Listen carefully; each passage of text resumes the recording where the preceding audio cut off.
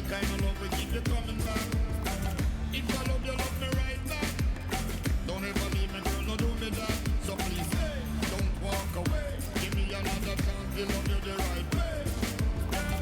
dames en heren, welkom terug op de hengstkeuring 2024 van het 145-jaar Koninklijk Spanje Stamboek, het KFPS.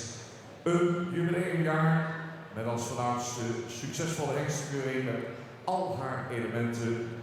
Morgen een prachtige jubileumshow. Gisteravond de try-out, vanavond en morgenavond weer het prachtige gebeuren.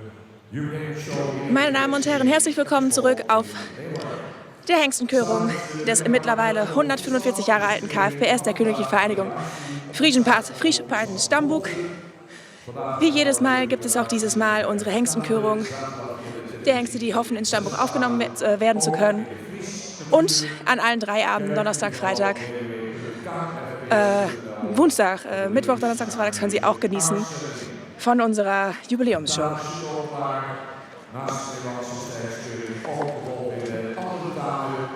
Sie können dieser Körung auch in verschiedenen Sprachen folgen. Auf Deutsch mit Lisa Wegmann, auf Englisch mit Kelly Verbeem, auf Spanisch mit Christel Jongschraap und auf Französisch mit Karin Fourmont und Siska de Best.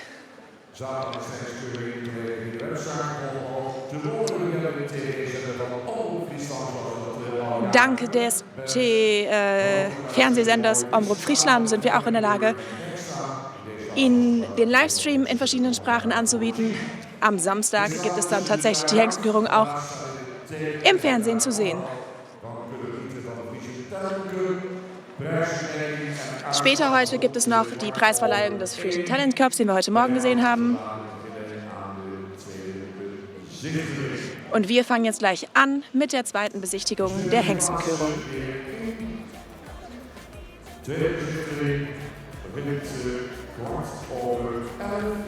Die zweite Besichtigung fängt an um 11:15 mit 2 Gruppen.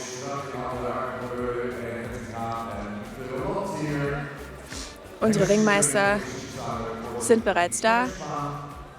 Der Vorsitzende unserer Körungskommission ist Piet Bergma.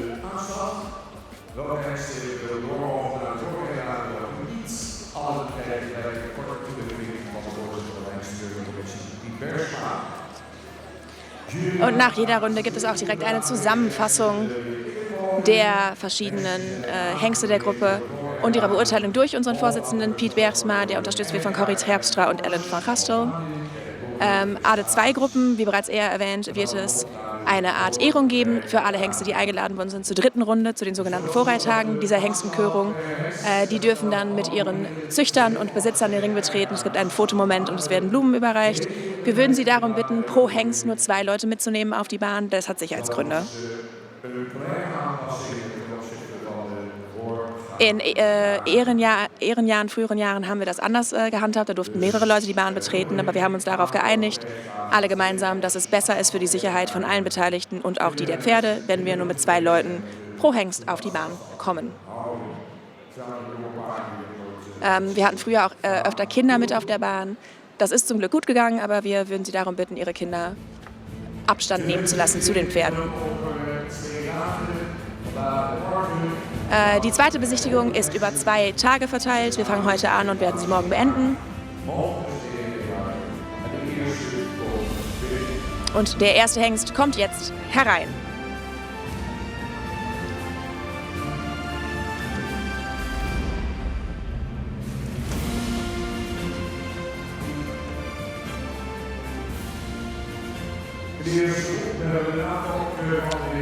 In der ersten Gruppe haben wir die Nachkommen von Jasper 366, Johannes 484, Mees 497 und Ulbe 506 sowie Bastian 510.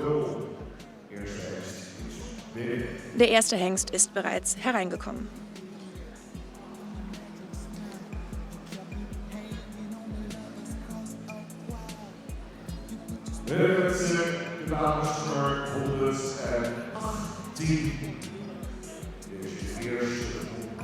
Wir fangen an mit der Nummer 118 im Katalog.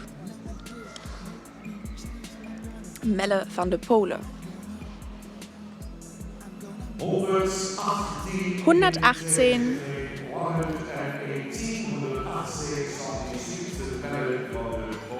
Melle van der Pole, geboren am 17.06.2020, wird in diesem Sommer also 4, ist ein Sohn von Jasper 366.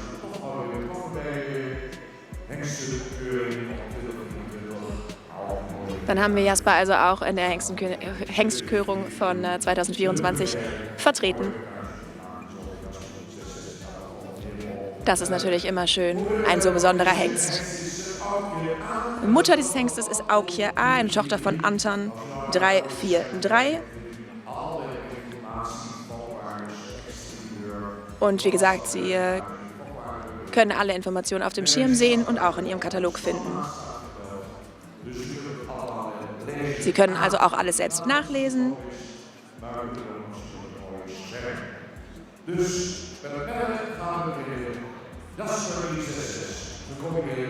Wir fangen also an mit Jasper 366 in einer Kombination mit Anton 343, sowohl im Besitz von als gezüchtet durch PM Annema Hoekstra in Hornste Schwach.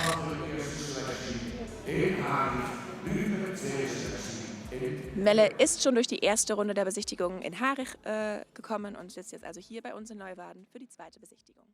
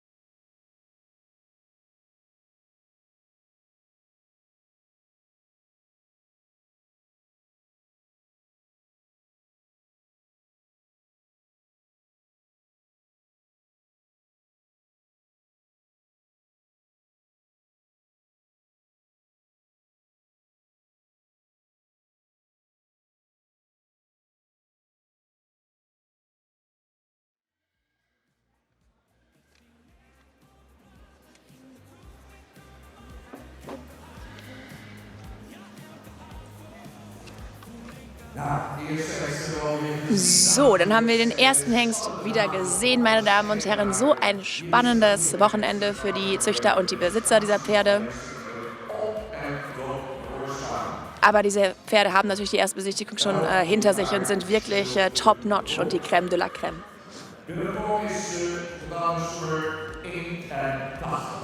Dann machen wir weiter mit der Katalognummer 81.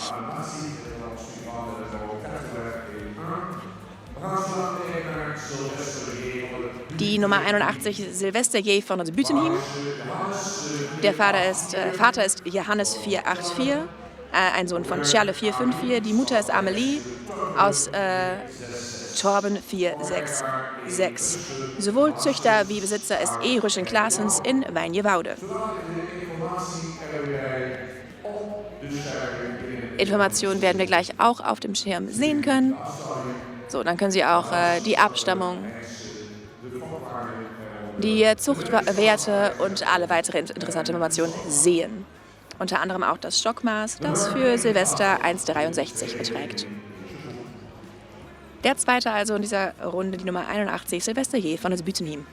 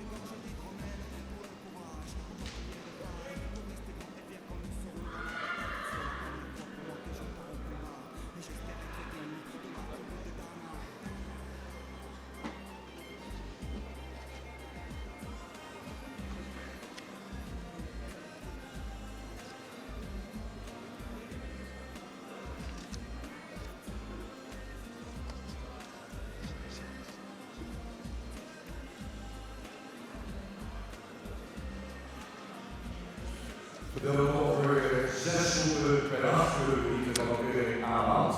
Wir haben 6 Gruppen dieser jungen Hengste pro Tag eingeplant. Und all diese Hengste hoffen, nach diesen Besichtigungen in die nächsten Runden eingeladen zu werden und als schlussendlich eine Zuchtzulassung zu erhalten, als Deckhengst eingesetzt werden zu können. Das geht natürlich auch erst nach einer positiv ausgefallenen tierärztlichen Untersuchung und einem Spermatest. Für diese Hengste ein sehr spannendes Projekt und ein sehr spannender Weg, der etwa ein Jahr lang dauert.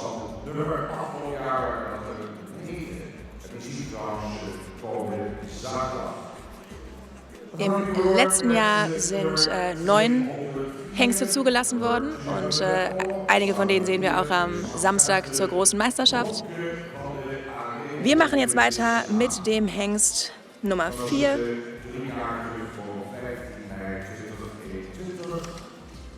Stimmt nicht, mit dem Hengst Nummer 3.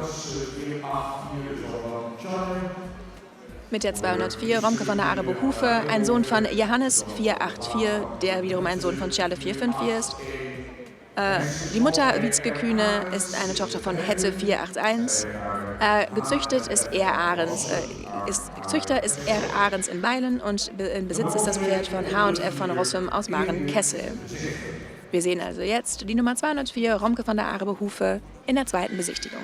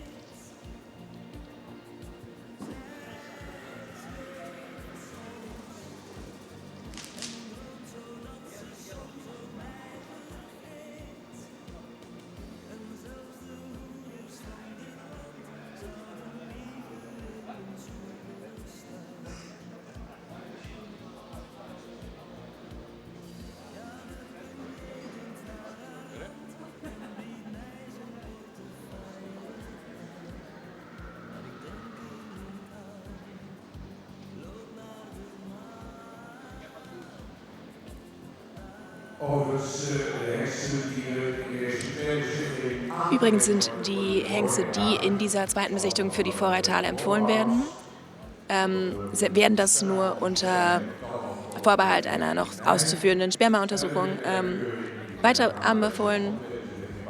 Erst nach dieser Untersuchung und einer tierärztlichen Untersuchung können sie tatsächlich in die dritte Runde eingeladen werden.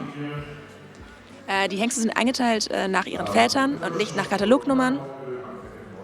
Dadurch laufen die Nummern in den verschiedenen Gruppen eventuell ein bisschen gegengleich und definitiv nicht chronologisch. Aber wir sehen jetzt in der zweiten Besichtigung den Hengst Nummer 155, Pax Jede.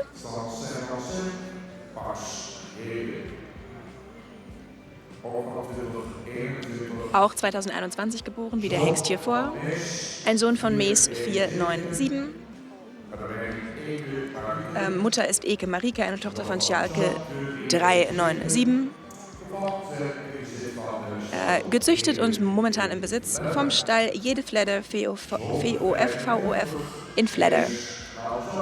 Das ist die Nummer 155, Mees 497, Schalke 397, Pax Jede.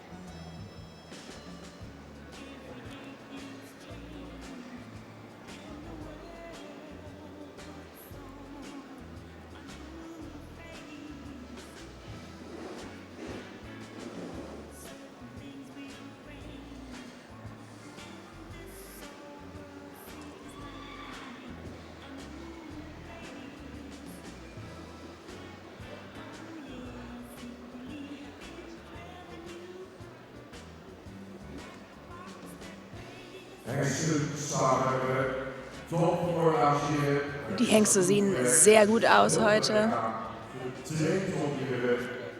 Haben auch wirklich ihr Bestes getan, um heute hier in Topform anzukommen. Dies ist der Hengst Nummer 249.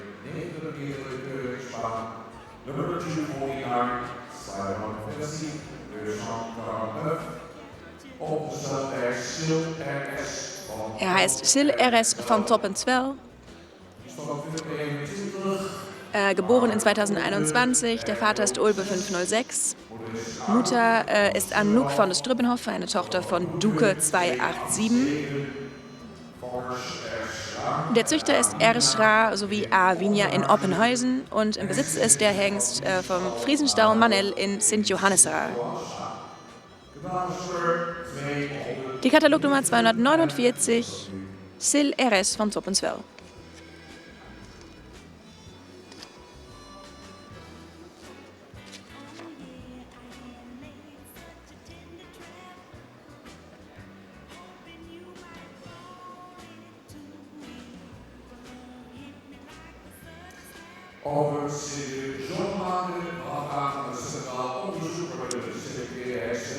In den Sommermonaten findet die sogenannte zentrale Untersuchung statt.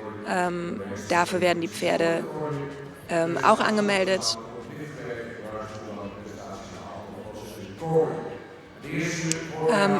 Früher wurden die Pferde noch in Käfigen vorgestellt, mittlerweile ist es an der Hand. Und dieses Jahr findet die zentrale Untersuchung während der Vorreittage statt und die sind am 1. Juli diesen Jahres 2024 geplant.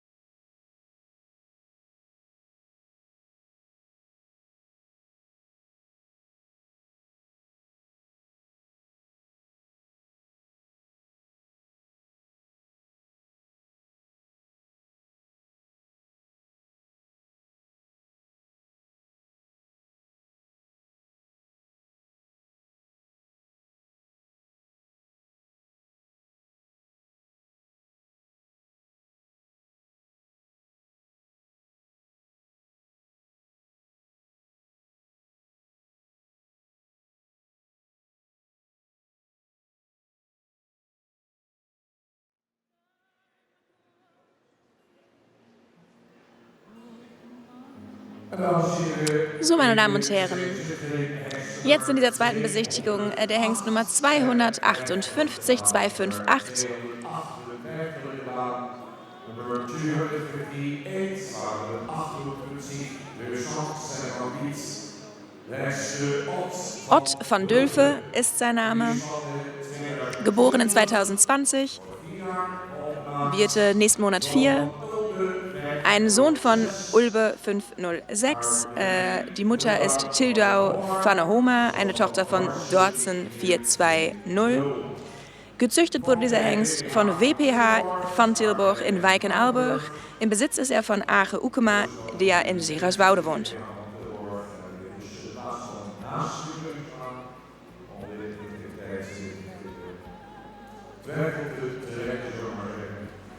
Hengst is in bezit van de Aagse Oppermaan uit Siegerswoude.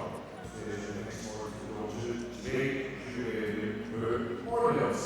Dieser Hengst wird durch 2 Jurymitglieder beurteilt, um eine eventuelle Befangenheit des Vorsitzenden auszuschließen, der diesen Hengst kennt.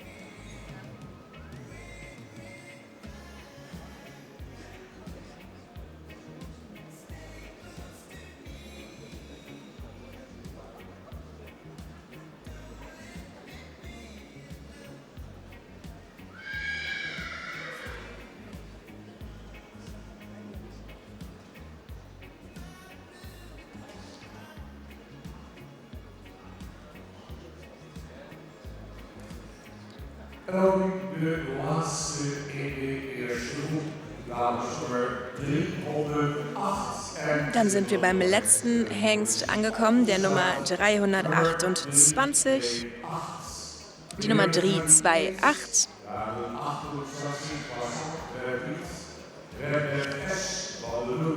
Redspad S. van de Noets heißt der Hengst.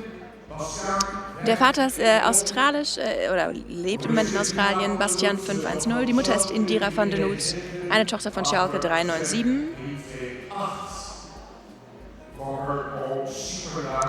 Der Züchter ist O. Sipeda in Sint-Nicolaasga und im Besitz ist der Hengst von W.E. Lokhorst in Ederveen und T. Vollmer in Lunteren. Die Nummer 328. Der Vater ist in Australien, Bastian 510.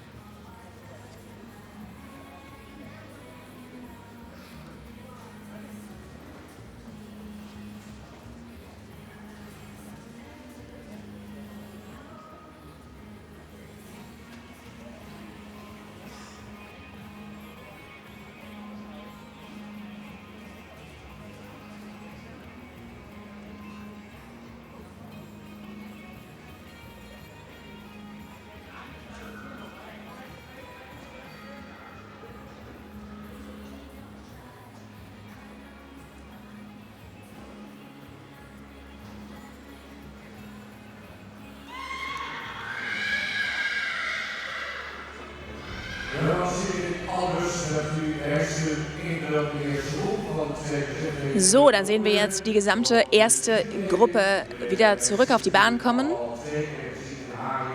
Mittlerweile hat die Jury natürlich alle Hengste bereits mehrfach gesehen. Dies ist die zweite Besichtigung.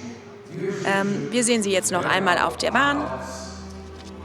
Und dann wird die Jury, bestehend aus Piet Bergsma als Vorsitzendem, Corrie Terpstra van der Meer und Ellen van Gastel, uns ihre Entscheidung mitteilen. Wir hören also sofort, welche Hengste zu den Vorreihtagen eingeladen werden und welche nicht.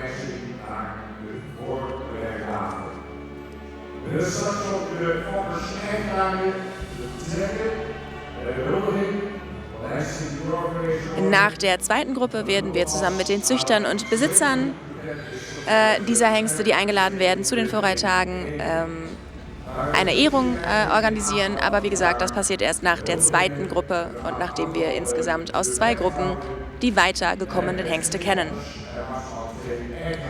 Und wir erinnern Sie noch einmal, dass wir pro Hengst maximal 2 Züchter und 2 Besitzer auf der Bahn erlauben. Die Gründe dafür sind die Sicherheit aller Beteiligten und die der Pferde. So, wir sehen sie noch einmal in der Gruppe. Ist natürlich spannend für alle Beteiligten, dieser letzte Moment in dieser Gruppe. Und unser Vorsitzender Piet Bergsma macht dann gleich die Resultate bekannt.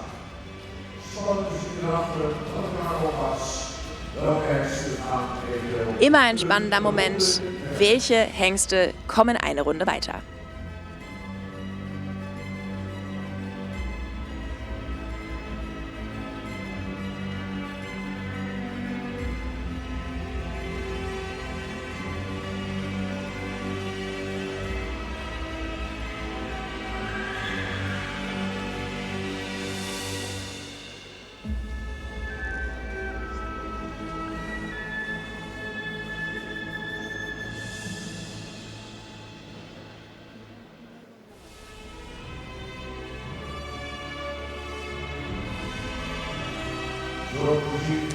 So, es sieht so aus, als hätte die Jury eine Entscheidung treffen können.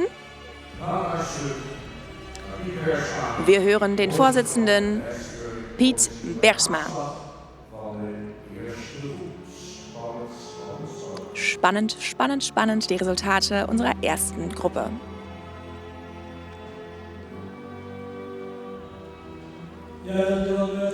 Vielen Dank, Bert.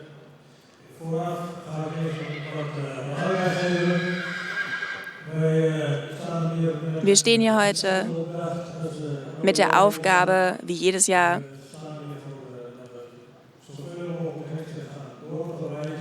so viele Hengste wie möglich einzuladen in die nächste Runde.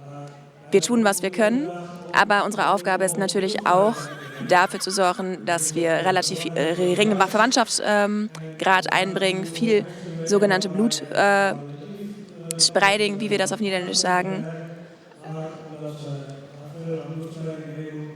Wir wollen natürlich einen geringen Verwandtschaftsgrad einbringen, um unsere Pferde gesund zu halten. Und dafür stehen wir hier natürlich auch als Jury. Das möchte ich gerne auch noch gesagt haben, damit Sie wissen, unter welchen Kriterien wir hier eigentlich entscheiden. Wir beginnen mit der Nummer 118. Ein sehr rassentypischer Friese. Ein langer Hals, der schön aus der Brust kommt. Etwas nach unten hin gebaut. Eine lange Kruppe. Etwas zu säbelbeinig. Er hätte etwas trockener im Fundament sein können. Auch im Schritt könnte er das Vorderbein etwas besser gebrauchen.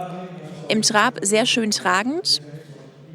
Aber aus eher genannten Gründen laden wir diesen Hengst nicht ein zu den Vorreihtagen.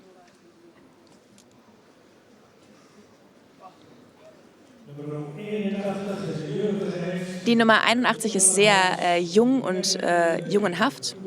Langer Hals und schöne Schultern. Eine sehr schöne Rückenlinie und lang ist die auch, ähnlich wie in der Gruppe.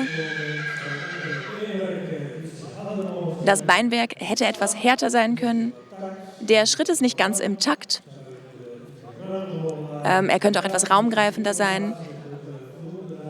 Der Trab ist tragend genug. Aber wegen des Schritts wird er nicht eingeladen in die folgende Runde bei den Vorreihtagen.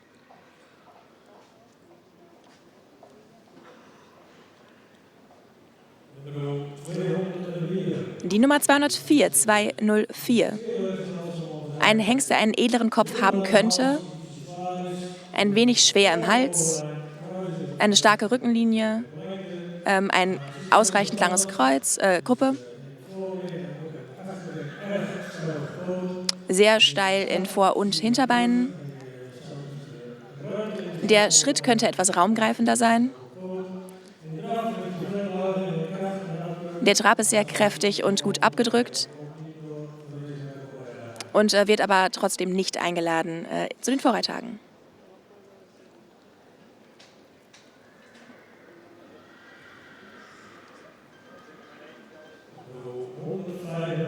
Die Nummer 155, 155. Ein Pferd, das einen edlen Kopf hat, einen langen Hals, eine ausreichend starke Rückenlinie.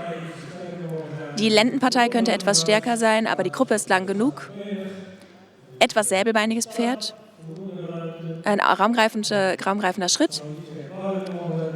Könnte etwas beugender sein. Ein aufrechter Trab. Und das Hinterbein kommt gut unter den Körper. Eine schöne Unterlinie auch. Zweimal Krone, einmal Stern. Und dieses Pferd laden wir wohl ein zu den Vorreittagen.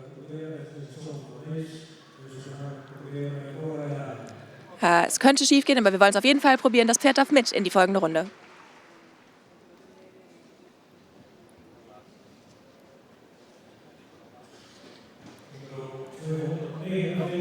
Die Nummer 249, 249. Könnte einen etwas längeren Hals haben. Auch die Rückenlinie könnte stärker sein. Die Gruppe ist ausreichend lang.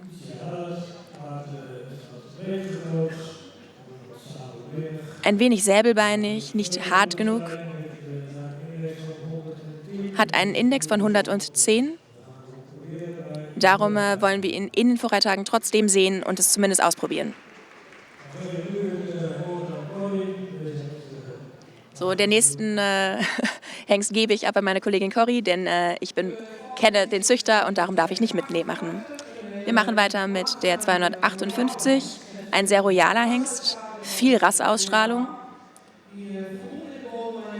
eine ausreichende Rückenlinie, er könnte eine etwas längere Gruppe haben, korrekt gestellt und auch ein trockenes Fundament. Die Schritte im Schritt könnten etwas länger sein. Im Trab könnte er etwas präsentierender sein und etwas mehr Balance halten. Er ist ein Sohn von Ulbe mit einem Verwandtschaftsgrad von 16,3 und einem Blutindex von 109. Kommt aus einem guten Stamm mit vielen Präferenten. Und darum möchten wir ihn gerne einladen für die Vorreittage.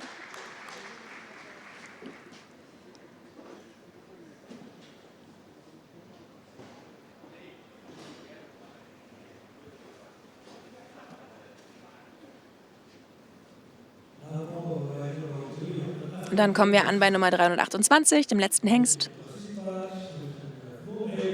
Einen edlen Kopf, etwas schwer im Hals.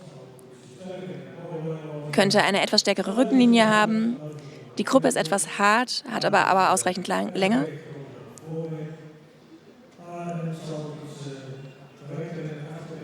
Er könnte eine korrektere Hinterbeinstellung haben. Ein raumgreifender Schritt. Vor allem im Vorderbein. Im Trab aufrecht. Das ist ein Sohn von Bastian. Das ist für unsere Verwandtschaftsspreitung und ein neues Blut in der Population sehr wichtig und darum laden wir auch dieses Pferd ein in die Vorreittage. So, das waren die Resultate der ersten Gruppe der zweiten Besichtigung. Eine ganze Reihe Hengste darf eine Runde weiterkommen und in die Vorreittage mitgenommen werden. Die 155, die 249, die 258 und die 328 sind eingeladen worden zu den Vorreittagen. Diese Hengste werden wir also auch zurückholen, wenn wir die zweite Gruppe gesehen haben, um eine Ehrenrunde mit Züchtern und Besitzern auszuführen und zu laufen. Jetzt gleich sehen wir die zweite Gruppe. Das sind die Nachfahren von Arnold 471, Bene 476, Fonger 478 und Markus 491.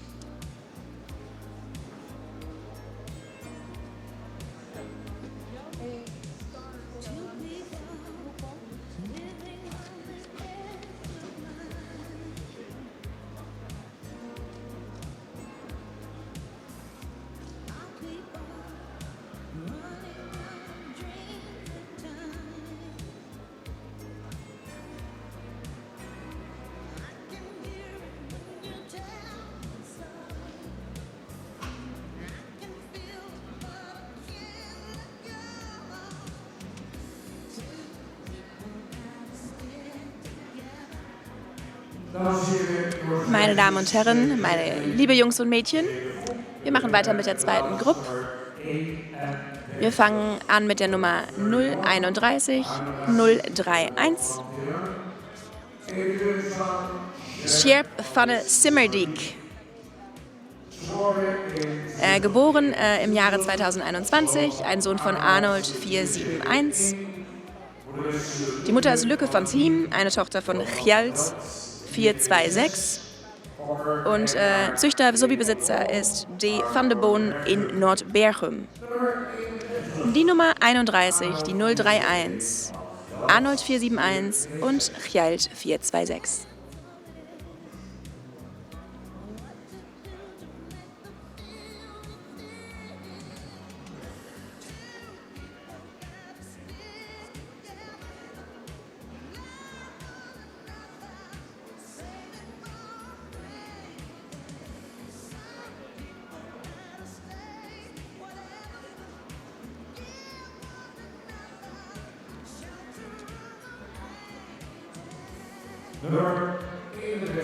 Die Nummer 031, der erste Hengst in unserer zweiten Gruppe.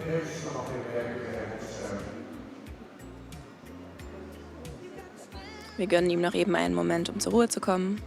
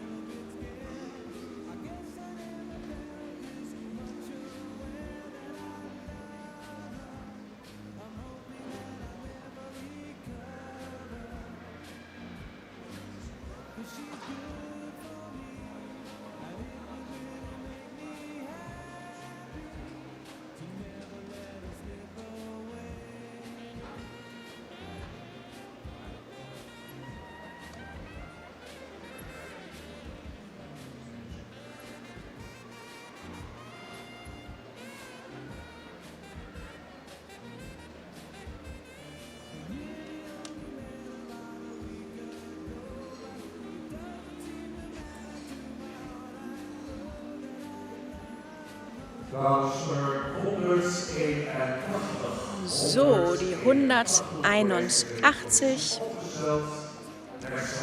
ist aufgestellt.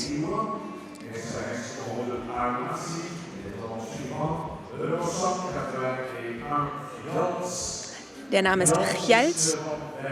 Hjalt ist am 5. März 2018 geboren worden. Ein Sohn von Bene 476 und Hinke Trude, die eine Tochter ist von Maurits 437.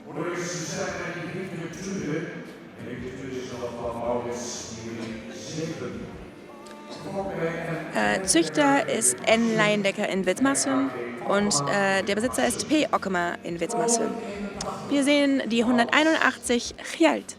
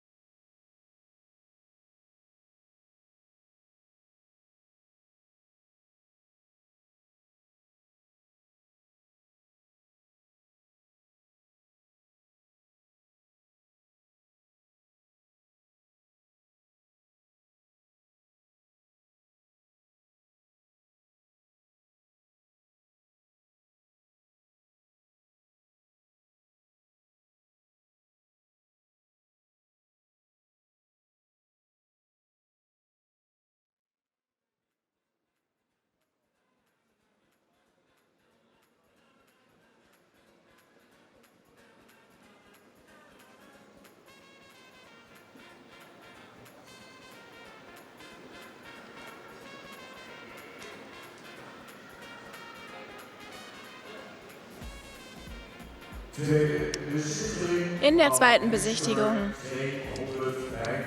sehen wir jetzt die 225, die 225, Rick L. van de Weidemere, geboren im Jahr 2021. Sein Vater ist Fonger 478, der wiederum ein Sohn ist von Olgert 445. Mutter von Rick ist Jit von Vilzicht. Das ist eine Sternstute aus Dries 421. Dries 421 ist der Vater der Mutter. Der Züchter ist Lamme in Loosdrecht. Besitzer sind M und P Tank in Vragender. Wir sehen den Hengst Nummer 225 225, Rick L. van de Weidemere.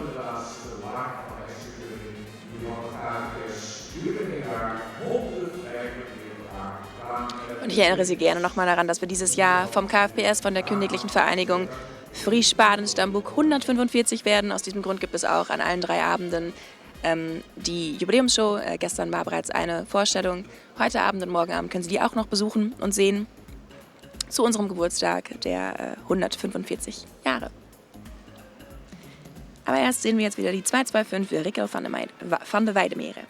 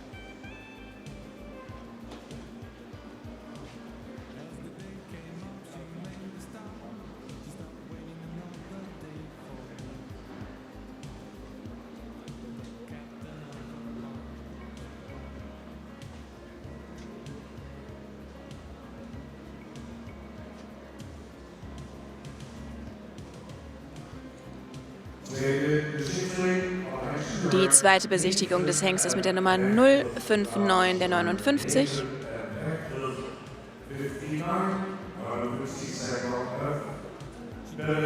Pelle van Stal de Kochen. Geboren wurde er am 30.03.2021. Sein Vater ist Markus 491, der Sohn ist von Maurits 437. Die Mutter ist Foke van Daldlo, eine Tochter von Jerke 434, die eine Stern-Sportstute ist. Sowohl Züchter wie Besitzer sind S&E Hermus Pestmann aus Middenmeer. Wir sehen die 059, die 059, Pelle van Stal de Kochen, Markus 491 und Jerke 434.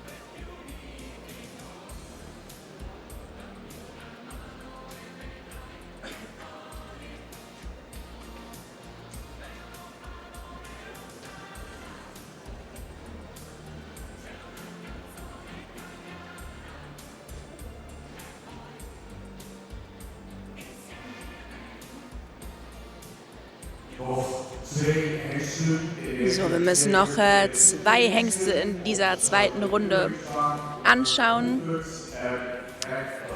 Und dieser ist die 150, die 150, Saphir van Dynamis.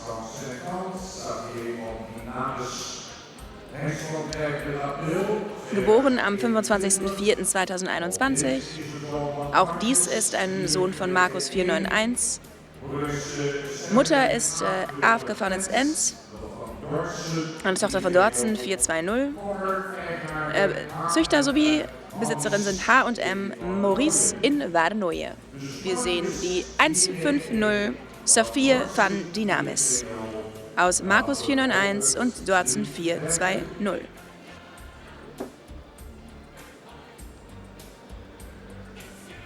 Overigens zullen we als afstelling maar rustig nazien in de kaders in die school.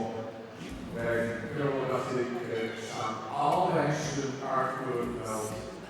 Wenn Sie sich übrigens fragen, wo diese ganzen Informationen herkommen, die stehen alle auch im Katalog, den können Sie für 15 €, glaube ich, kaufen. Da steht die Information über alle Hengste, die wir heute sehen, die wir morgen sehen und auch die wir am Samstag uns nochmal anschauen drin. Sollten Sie also an dieser Information interessiert sein, kann ich Ihnen den Katalog nur wärmstens empfehlen.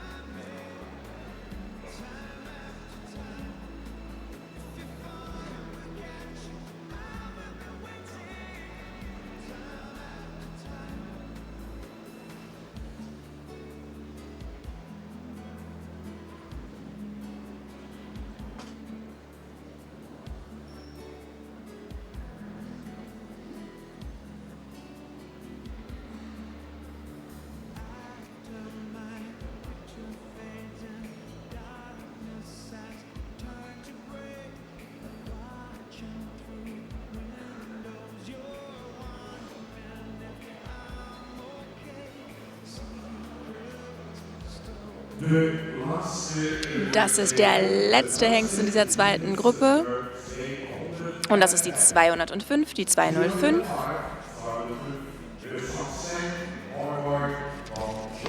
Mooiboy von Zomerstate, geboren am 16. Juni 2020. Sein Vater ist Markus 491, ein Sohn von Maurits 437. Seine Mutter ist Unia van Stal-Linde, eine Sternpräferentin, Tochter von Dortzen 420. Und sowohl Züchter wie Besitzer sind Zomerstate BV in Mainz-Herenland. Wir sehen die 205 Mooiboy von Zomerstate, Markus 491 mit Dortzen 420. Der letzte in dieser Runde.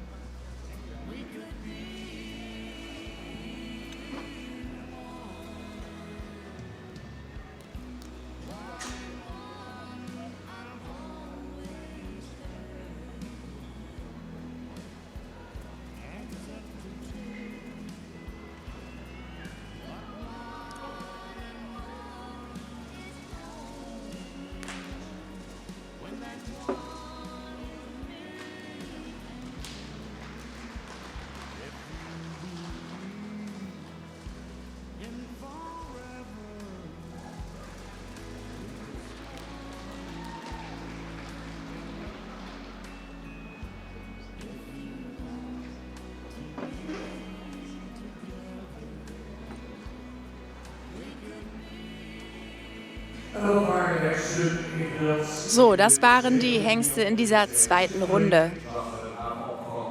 Sie sahen die Söhne von Arnold 471, Bene 476, Fonger 478 und Markus 491. Sie kennen mittlerweile, wie das hier vor sich geht. Alle Hengste kommen wieder auf die Bahn. Und dann hören wir von unserer Jury, wer weiter kommt und wer nicht.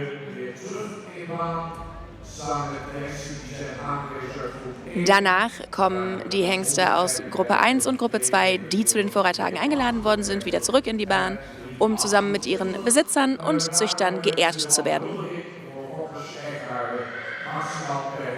Und nochmals, per Hengst hätten wir gerne maximal 2 Züchter, 2 Besitzer im Ring, um für jeden und alle die Sicherheit garantieren zu können. Vielen Dank.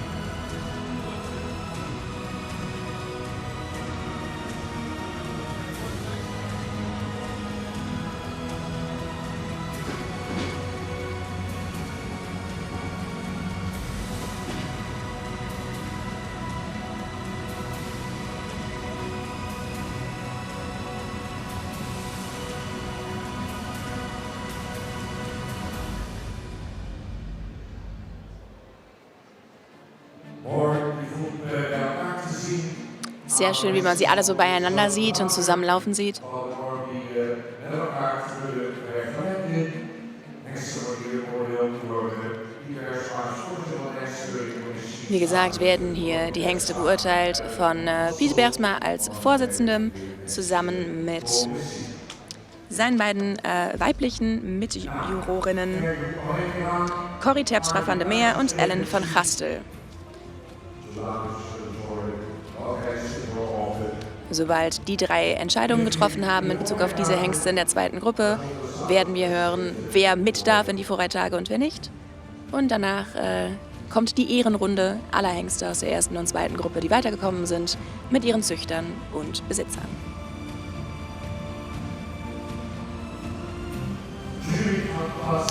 Die Juroren nehmen wieder hinter ihren Tischen Platz. Das ist das Zeichen, dass die Resultate entschieden sind. Und dann geben wir das Wort wieder an unseren Vorsitzenden für die zweite Gruppe dieser zweiten Besichtigung.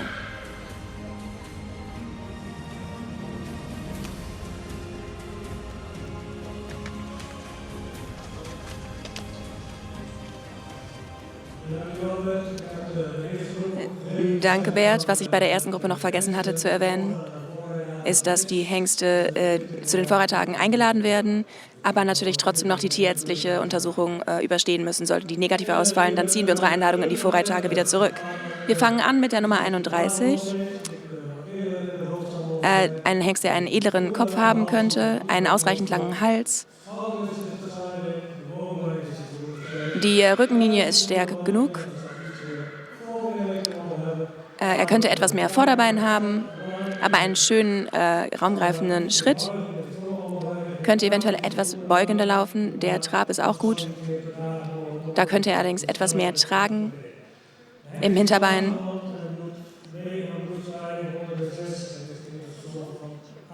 Ist der einzigste Sohn von seinem Vater und darum würden wir ihn gerne einladen zu den Vorreittagen.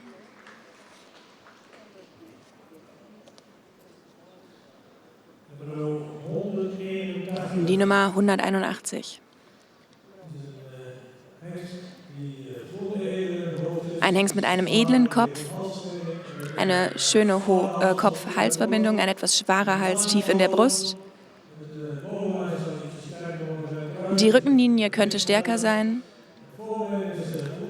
Die Vorderbeine seien lang genug. Ausreichende Qualität im Hintergrund. Schritt ist gut gelaufen. Im Trab ist etwas schnell, aber sehr aufrecht. Ein Sohn von Bene mit einem sehr schönen Exterieur.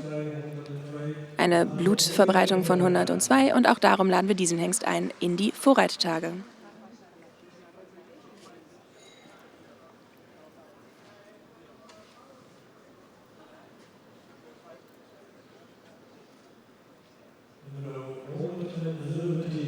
Die 117. Ein Hengst mit einem edlen Kopf.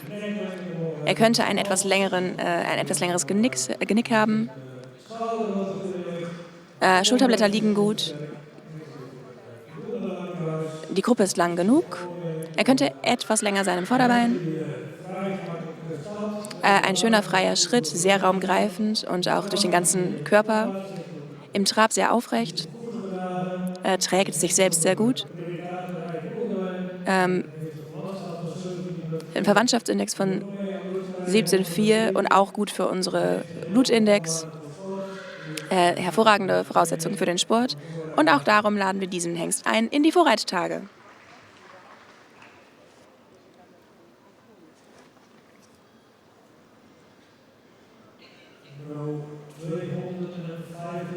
Die Nummer 225, 225.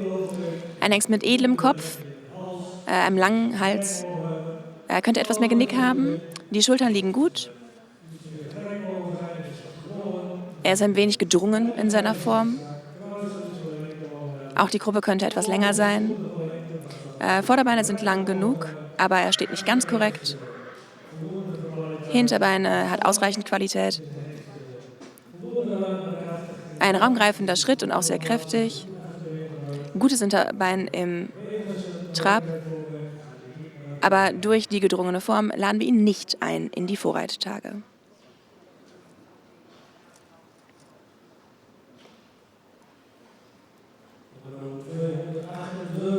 Die 278, 278, ein ausreichend edler Kopf, ein schöner langer Hals.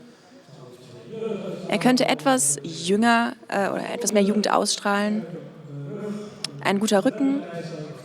Die Lendenpartei könnte stärker sein. Die Gruppe ist lang genug, aber etwas gewölbt. Das Vorderbein könnte länger sein. Das Hinterbein ist nicht trocken und hart genug. Ausreichend raumgreifend im Schritt. Schön aufrecht im Trab. Aber er könnte etwas mehr Takt haben. Wir nehmen ihn nicht mit in die Vorreittage.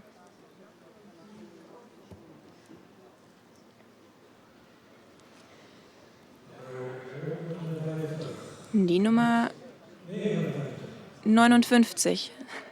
Nicht die 150, die 59, 5-9. Ein edler Kopf, ein langer Hals, der gut platziert ist. Eine schöne, starke Rückenlinie. Er könnte etwas längere Beine haben, aber einfacher und raumgreifender Schritt. Sehr aktiv auch im Schritt. Im Trab ausreichend aufwärts und aufrecht gerichtet. Sehr schöne Exterieurwerte. Wir nehmen ihn gerne mit in die Vorreittage.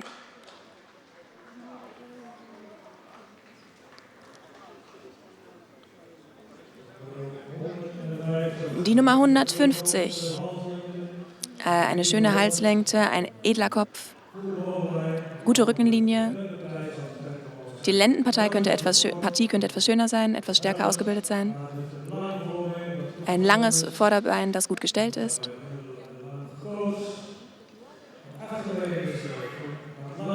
Die Hinterbeine sind etwas lang und könnte härter sein. Der Schritt ist etwas kurz. Er könnte seinen Körper etwas mehr benutzen. Und im Trab sehr viel Vorderbein. Kommt darum etwas besser zum Tragen. Wir nehmen das Pferd nicht mit in die Vorreittage.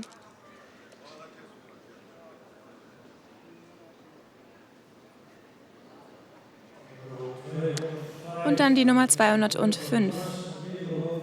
Ein sehr rasstypischer Friese, gut platzierter Hals und edler Kopf, starke Rückenlinie, eine ausreichend lange Gruppe, könnte etwas längere Vorderbeine haben und er könnte auch korrekter im Vorderbein sein. Ein kräftiger, durch den ganzen Körper ausgearbeiteter Schritt. Aber durch die Fehlstellung der Vorderbeine laden wir ihn nicht ein in die Vorreittage.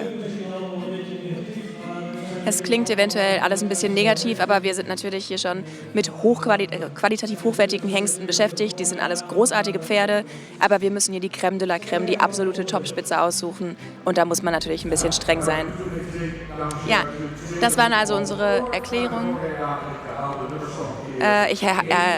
Die Nummern, die weiter dürfen, sind die 31, die 181, die 117 und die 59. Die 31, 181, 117 und 59 sind weiter eingeladen worden für die Vorreittage.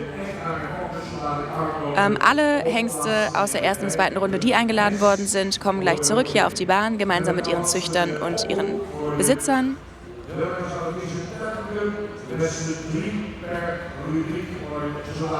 Und wir weisen auch noch einmal darauf hin, dass direkt im Anschluss an diese Ehrenrunde mit Züchtern und Besitzern die Preisverleihung und die Ehrung der Frisian Talents Cup Mitglieder ist. Wir würden also die zuvor gefundenen, heute Morgen gefundenen Gewinner bitten, sich schon mal bereit zu machen. Und jetzt sehen wir erst die 8 Hengste, die eingeladen worden sind zu den Vorreittagen. Da sind sie.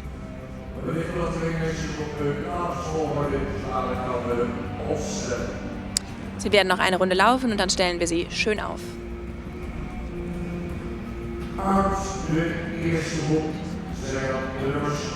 Aus der ersten Gruppe sehen wir die Nummern 155, 249, 258, und 328.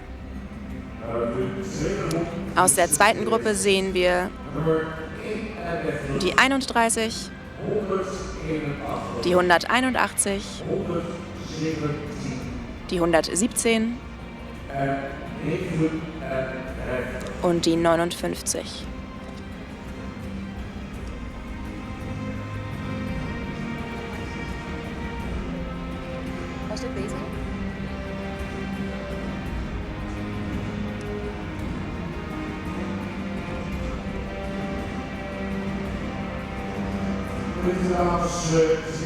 Sie sehen auch unsere in Tracht gekleideten Blumendamen, heißen auf Niederländisch Lintenfrauen, Bänderfrauen, weil sie die Rosetten und die Bänder auch austeilen. Wir stellen jetzt die Hengste auf. Und dann bitte ich für jeden Hengst maximal 2 Züchter und 2 Besitzer auch auf die Bahn und zu uns in den Ring. Und dieses Jahr bitten wir Sie auch darum, keine Kinder mit in die Bahn zu nehmen. Wie gesagt, wir finden, dass es ein Familienevent ist, aber die Sicherheit aller Beteiligten geht hier natürlich vor.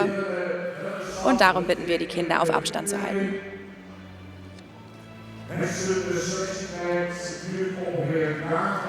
Das Selektions- und Auswahltrajekt für diese Hengste dauert etwa 1 Jahr lang. Sie werden in verschiedenen Gruppen besichtigt und am Ende gibt es die zentrale Untersuchung. Es ist sehr spannend und echt ein Abenteuer für diese Hengste und auch definitiv für die Züchter und Besitzer. Etwa 350 Hengste haben sich dieses Jahr angemeldet für die erste Besichtigung, die Ende November ausgeführt worden ist. Und die haben auch eine Nummer bekommen. Im letzten Jahr sind insgesamt 9 tatsächlich ins Stammbuch aufgenommen worden, durften Deckhengst worden und die sehen wir dann auch am Samstag.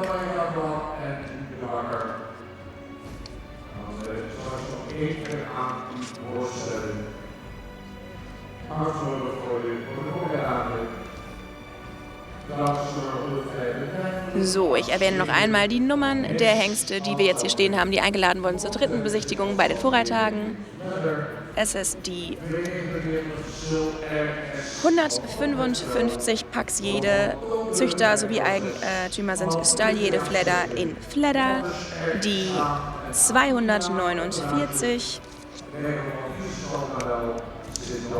Stil RS van Toppenzwell, Züchter Erschra und A. Vigna, Eigentümer ist der Friesenstal Manel, die 258, Ott von Dülfe, gezüchtet von WPH van Tilburg und im Besitz von Ache Ockema, die 328, Redbad S. van den Noets, gezüchtet von O. Siperda und im Besitz von W.E. Lockers und T. Vollmer, die 31,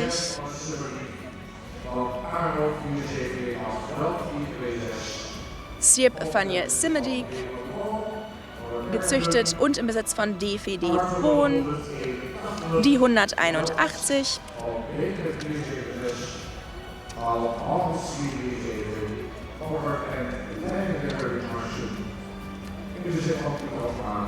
die 181 Chjalt, gezüchtet von N. Leyendecker und im Besitz von P. Ockema, die 117,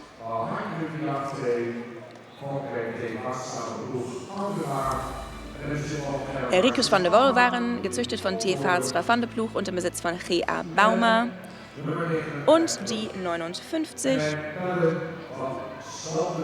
Pelle von Stal de Kochen, gezüchtet und im Besitz von S. und E. Hermus Pestmann.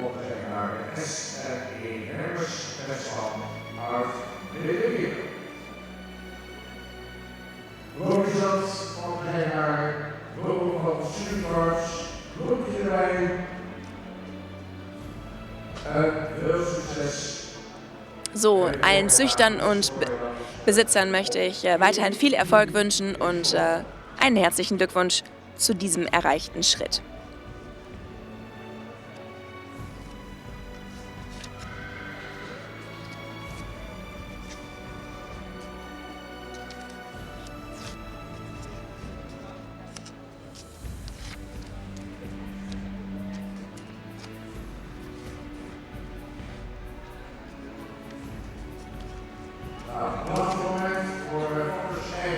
Ein großartiger Moment für die Besitzer und Züchter.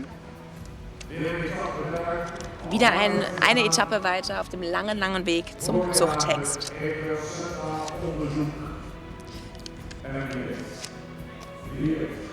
Wer weiß. Vielleicht sehen wir den einen oder anderen als Deckhengst nächstes Jahr am Samstag.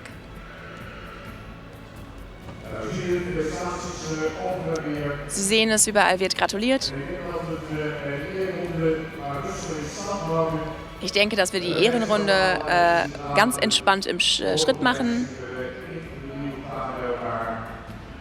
Bei so vielen Pferden, die gemeinsam laufen. Aus Sicherheitsgründen machen wir eine Ehrenrunde im Schritt.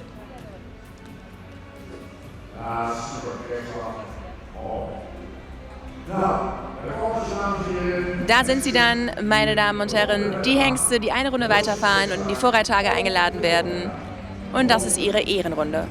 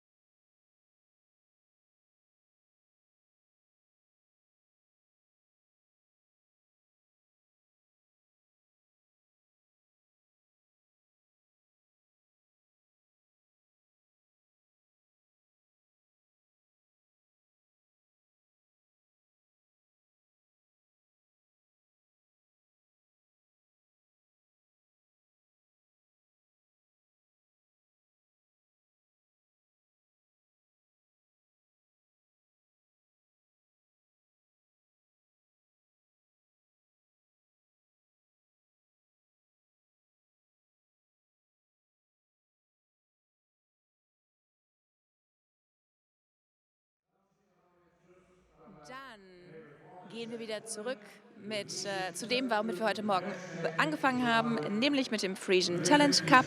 Es folgt die Preisverleihung des Frisian Talent Cup. Es geht dabei um Pferde mit einem guten Dressur-Talent. Wir haben heute Morgen 8 Stuten und 8 Hengste gesehen oder Wallache.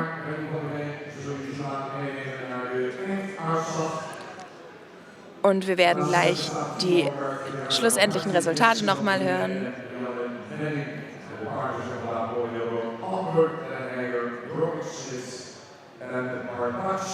Sie hörten soeben die Namen der Jurymitglieder von heute Morgen, der Frisian Talent Cups. Es gibt dieses Jahr zum ersten Mal nicht nur Preise für die Reiter, sondern auch für die Züchter bzw. Besitzer der Pferde, denn ohne Züchter haben wir auch keine anständigen und schönen Sportpferde mehr. Nach der Preisverleihung geht es dann weiter mit der zweiten Besichtigung hier und dann machen wir weiter mit Gruppe 3 der zweiten Besichtigung.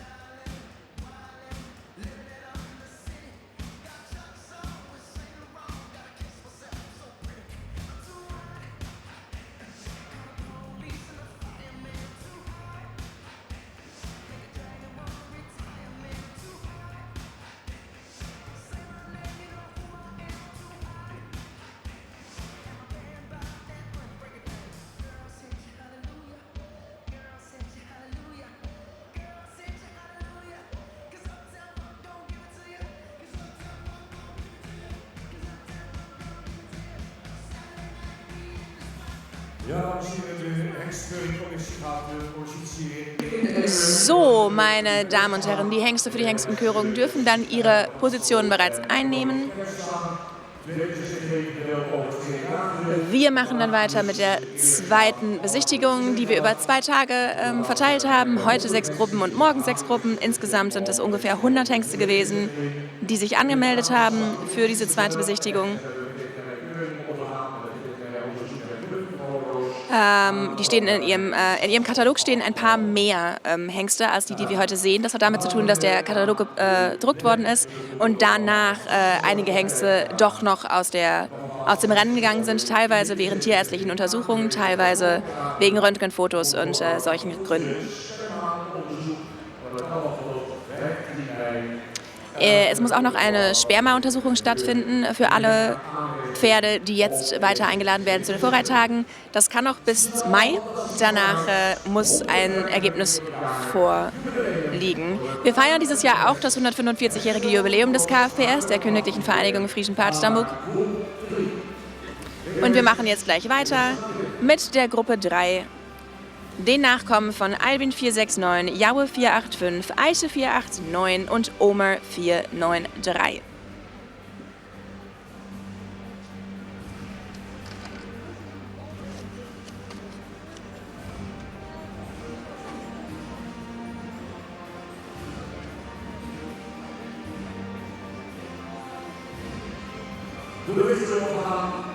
Das Licht können wir anmachen. Die ersten Hengste stehen in den Startlöchern und betreten die Bahn. Die Nachkommen von Albin 469, Jaue 485, Eiße 489 und Omer 493. Und wir sehen bereits den ersten Hengst in der Körungsbahn.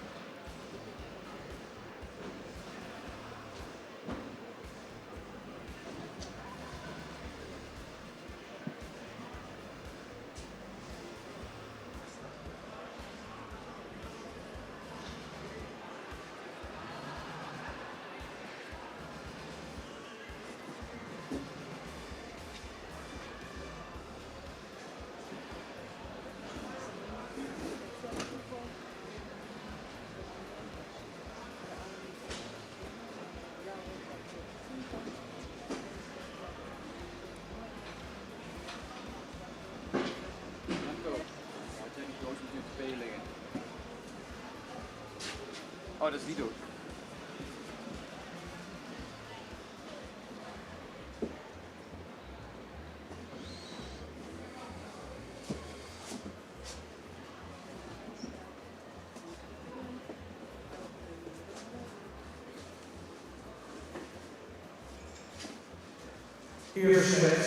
Der erste Hengst in dieser dritten Gruppe ist die Nummer 009, Nummer 9. Shannon van Star King. Am 9.06.2021 geboren als Sohn von Alvin 469. Alvin ist dann wieder ein Sohn von Felle 422.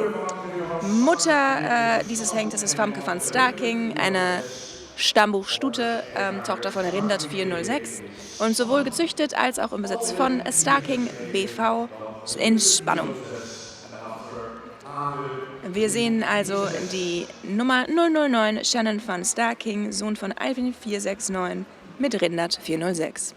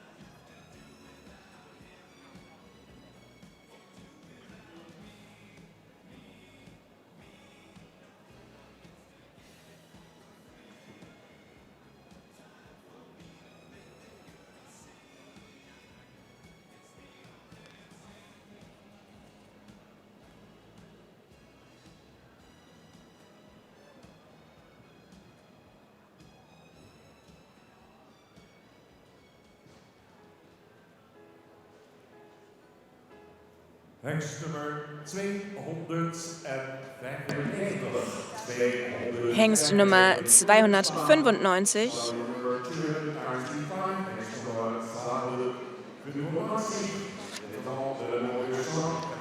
Die 295 Richard van der Lege gehen. Geboren am 14.02.2021, ein Sohn von Jaue 485, der dann selber wieder ein Sohn von Pier 448 ist. Mutter ist Brechtje van der Lege gehen, eine Tochter von Johannes 484, ihres Zeichens Sternstute. Züchter sowie Besitzer ist T. Fopma aus Gau. Wir sehen die 295, Richard van der Lege gehen. Jaue 485, Pier 448 und Johannes 484. In der 295 Richard van der Lege gehen.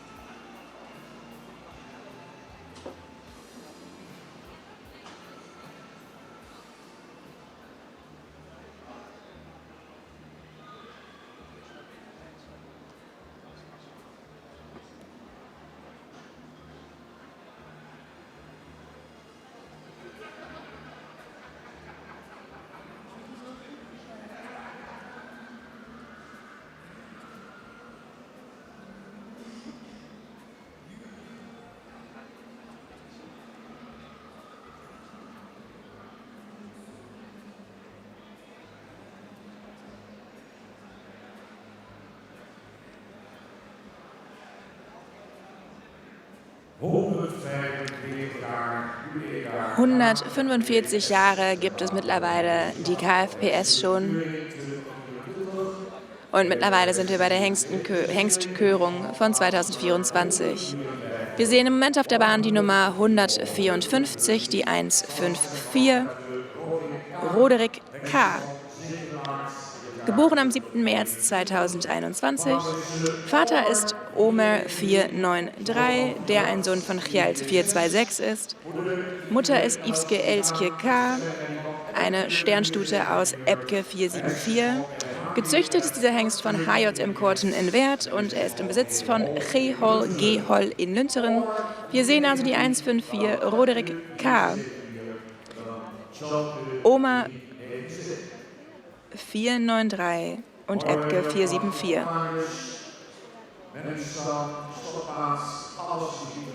Sie sehen weitere Informationen hier auf dem großen Schirm, unter anderem das Stockmaß, das in diesem Falle 160 cm beträgt, sowie weitere Informationen, die auf dem großen Bildschirm zu sehen sind und unter Umständen auch in Ihrem Katalog unter der Nummer 154 bei Roderick K.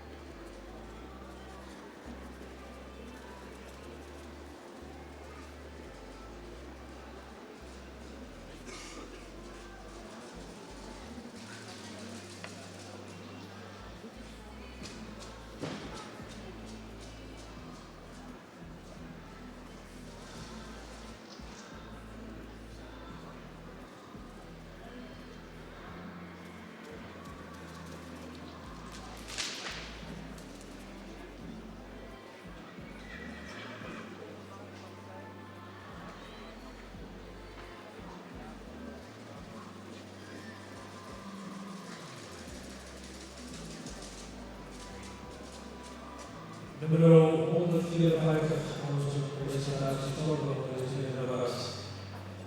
Wir brechen die Präsentation der Nummer 154, Roderick K., ab.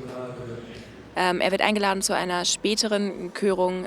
Heute ist das Pferd nicht so richtig auf der Höhe und dann hat es auch keinen Sinn.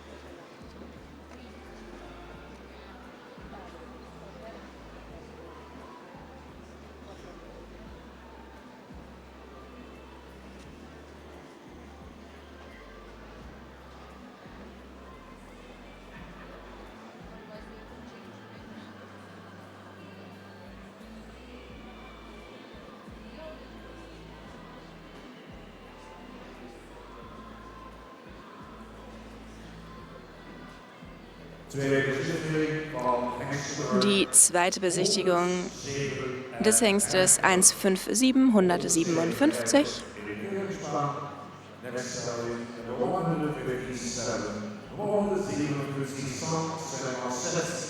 Rhythme C van de Poppelbanen. Hat am 9. April 2021 das Licht der Welt erblickt, ist ein Sohn von Oma 493 und LCC van de Boppelanne. Dies ist eine Tochter von Johannes 484, gezüchtet von R und J Tjestema in Drocheham und im Besitz von AP Boot sowie SJ Katz in Forthuizen. Die 157. Wir sehen also Omar 493 und Johannes 484 in Rützmerzee van de Boppelanne.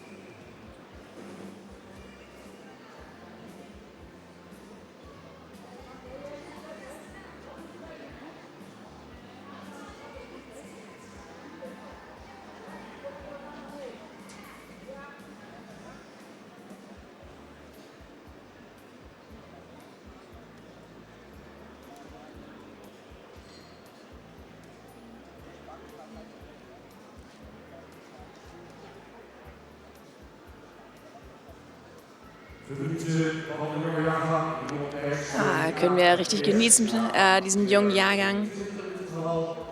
In diesem Falle ist der Jahrgang 2021, der 22. April. Wir sehen die 160, die 160, Sake K. Auch ein Sohn von Oma 493 aus der Stute Aukje Welinda K., eine Stammbuchstute, Tochter von Michiel 442.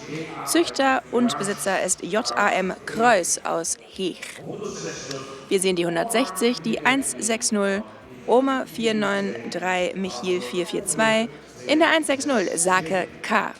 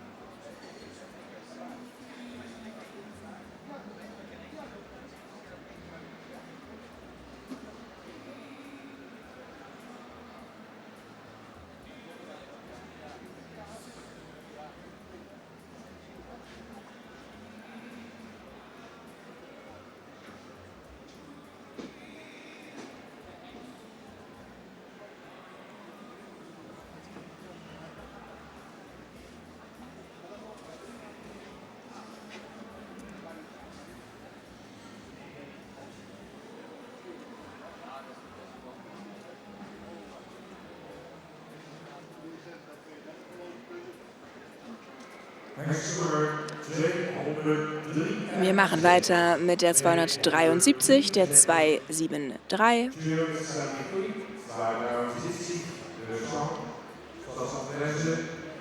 Clint. Geboren am 10. Mai 2019. Auch ein Sohn von Oma 493. Von der Stute Nidia. Eine Kron-Doppel-A-Stute aus Dries 421. Sowohl im Besitz von als auch gezüchtet von Carmen Fidelus in Kirchen-Tumbach in Deutschland. Wir sehen also Oma 493 und 421 in der 273 in Clint.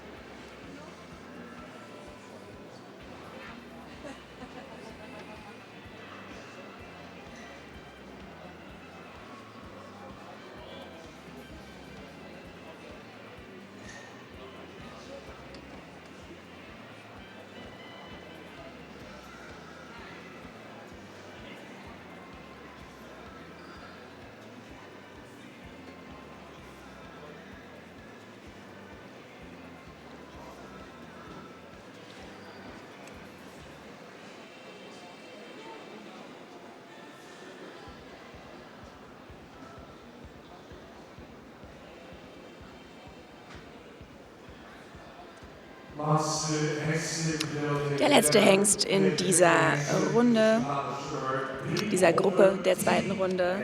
Es ist die 310, die 310. Nisse T. van de Boppelanne. Am 6. April 2020 geboren, ein Sohn von Oma 493.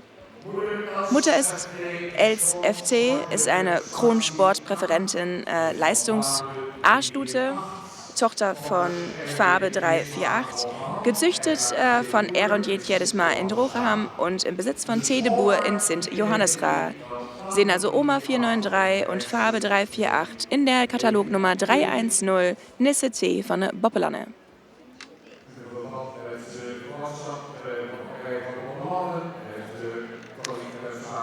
Und wir sehen, dass eine unserer Juryläden die Bahn verlassen hat. Das hat zu tun mit der Tatsache, dass sie verwandt ist mit den Züchtern. Das haben wir eher auch schon gesehen. Sie hat verwandtschaftliche Verhältnisse zur Stuterei de Boppelanne und will darum, um Befangenheit vorzubeugen, nicht an der Beurteilung dieses Pferdes teilnehmen.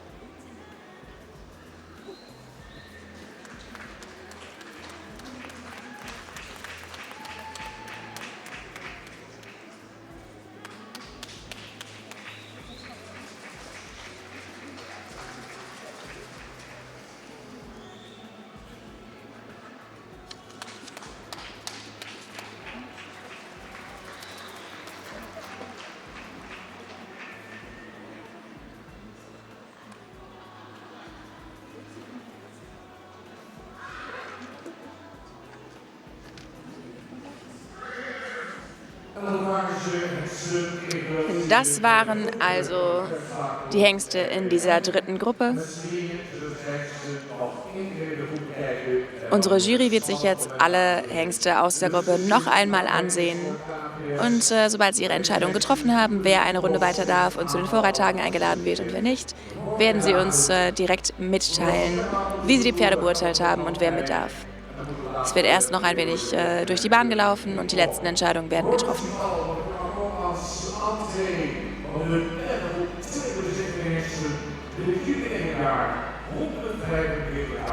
Dieses Jahr 145 Jahre KFPS und Koopmans Tontechnik lässt uns jetzt gute Musik hören, damit wir diese Hengste noch einmal bewundern können.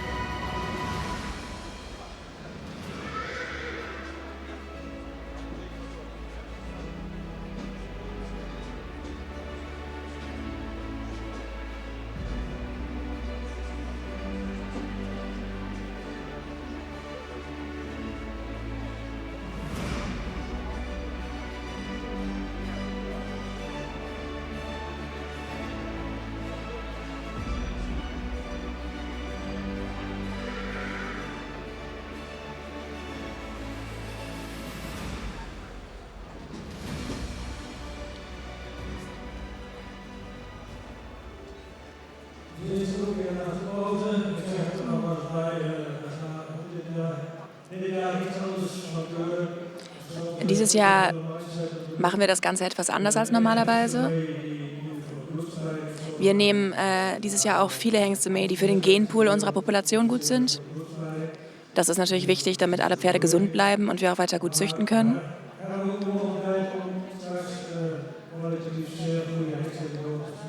Aber wir wollen natürlich auch qualitativ hochwertige Hengste weiterschicken. Wir wollen alles Mögliche mitnehmen, aber der Genpool muss natürlich gut bleiben. Und da denken wir auch drüber nach. Das sagte ich auch bereits vor der Pause schon einmal. Und alle Hengste, die hier stehen, sind natürlich sehr gute Tiere. Wir sind allerdings extra streng, wenn es darum geht, wer auf die Vorreittage eingeladen wird. Aber diese Hengste sind schon die Spitze ihrer Art. Das heißt also auch nicht, dass ein Hengst, der nicht eingeladen wird auf die Vorreittage, in irgendeiner Form kaputt ist oder qualitativ minderwertig. Es ist nur einfach nicht ganz die Spitze der Spitze. Wir fangen also an mit dem Hengst Nummer 9, ein sehr rassentypischer Hengst. Eine schöne und starke Rückenlinie. Die Vorderbeine könnten etwas länger sein. Sehr trocken und hart in den Beinen. Der Schritt könnte etwas raumgreifender sein. Im Trab ausreichend aufwärts. Die Hinterbeine könnten etwas mehr zum Tragen kommen. Wir wollen diesem Hengst gerne eine Chance geben auf den Vorreitetagen.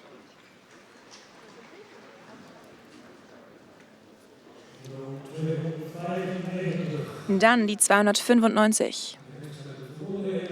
Mit einem ausreichend edlen Kopf und langen Hals, der etwas schwer aus der Brust kommt. Er könnte etwas mehr Jugend ausstrahlen. Eine ausreichend starke Oberlinie, etwas hart in der Gruppe. Die Hinterbeine sind ein wenig säbelbeinig. Der Schritt ist raumgreifend,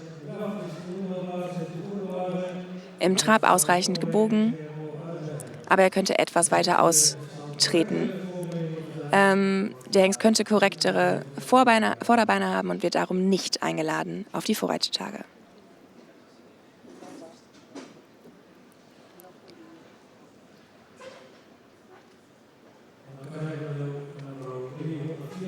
Dann kommen wir an bei Nummer 344. Ein sehr rassentypischer Hengst mit einem langen Hals, der gut platziert ist.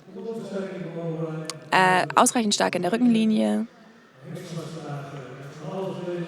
Hat alles Mögliche gemacht heute, außer sich präsentieren lassen. War also schwierig zu beurteilen. Der Schritt könnte etwas raumgreifender und kräftiger sein. Im Trab hat er sich mehr mit seinem Vorbringer beschäftigt, mit seinem Pferdeführer, als mit sich selbst.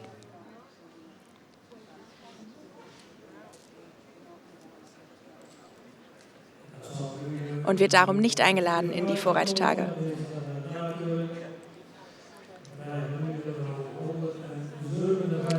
Wir machen weiter mit der Nummer 157, da wir die 154 zu einem späteren Zeitpunkt nochmal hören werden. Dieser Hengst hat einen edlen Kopf und einen ausreichend langen Hals. Er ist ein wenig nach unten hingebaut.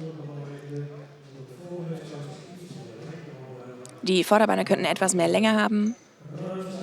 Ein raumgreifender Schritt. Könnte allerdings etwas kräftiger sein im Schritt. Der Trab ist sehr aufwärts.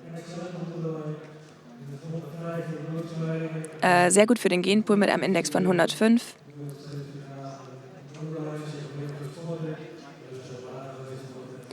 Diesen Hengst laden wir ein für die Vorreittage, auch wegen der hervorragenden Resultate in Sport und Exterieur, den Mutter und Vater erreicht haben.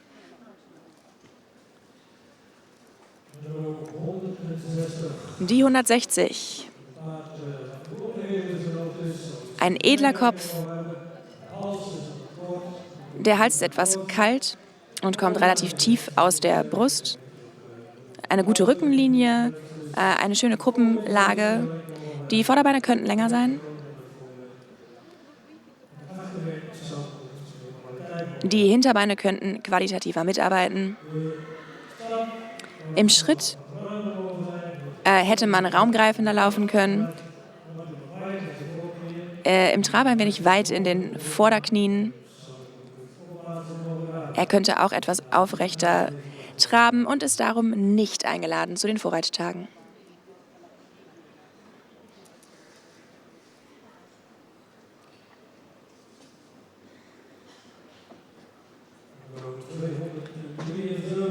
Die 273.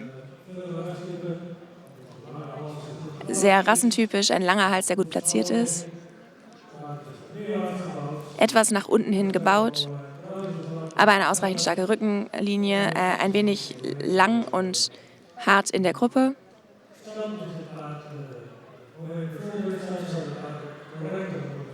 Im Schritt könnte das Pferd korrekter sein, raumgreifend, aber etwas gehetzt und er könnte raumgreifender traben. Auch darum werden wir dieses Pferd nicht einladen für die Vorreittage.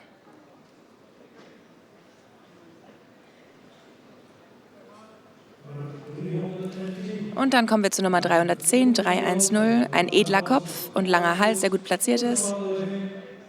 Eine schöne Schulterlage. Die Rückenlinie könnte stärker sein, aber eine passende Gruppenlage. Die Vorderbeine sind nicht ganz korrekt gebaut, stehen ein wenig zu weit nach hinten.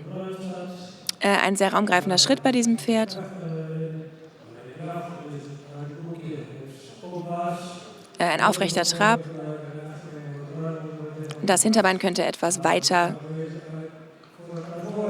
Und wir nehmen das Pferd mit in die Vorreittage. 3 Hengste, meine Damen und Herren, aus dieser Gruppe werden weiter mitstreiten, nämlich die Nummer 9, die Nummer 157 und die Nummer 310. Die 9, die 157 und die 310 kommen weiter und werden zu den Vorreittagen eingeladen. Dann machen wir jetzt weiter mit Gruppe 4. Danach gibt es wieder eine Ehrenrunde für die Pferde, die in die Vorreittage eingeladen worden sind. Aber erst gibt es weiter mit Gruppe 4, die Nachkommen von Menne 496 und Tjebbe 500. Wir machen auch direkt weiter, denn mittlerweile haben wir 7 Minuten Verspätung, wenn wir uns unseren Zeitplan und unser Programm ansehen. Darum ruckzuck, Mami, weiter.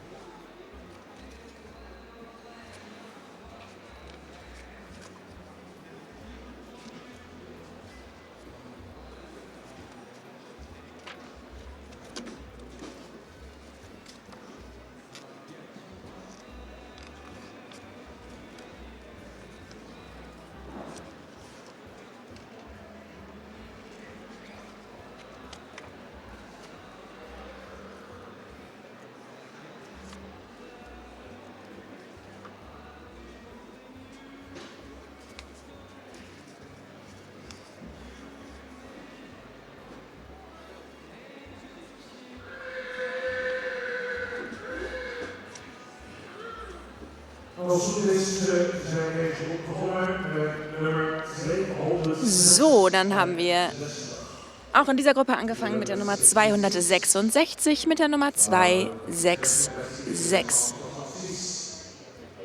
Rescue van de Demro Stables.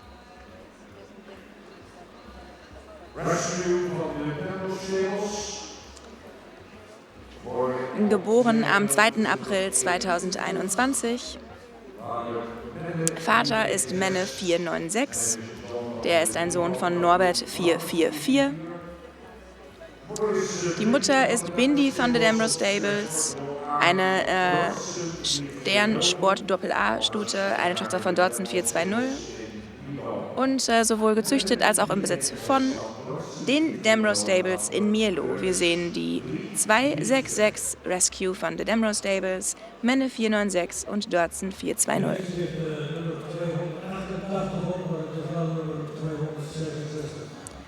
Auf dem Hengst selber, auf dem Halfter steht die Nummer 288, aber es ist tatsächlich der Hengst 266 Rescue van de Demro Stables. Die Nummer am Halfter ist falsch. Lassen Sie sich dadurch bitte nicht aus der Ruhe bringen. Es ist die 266 Rescue van de Demro Stables.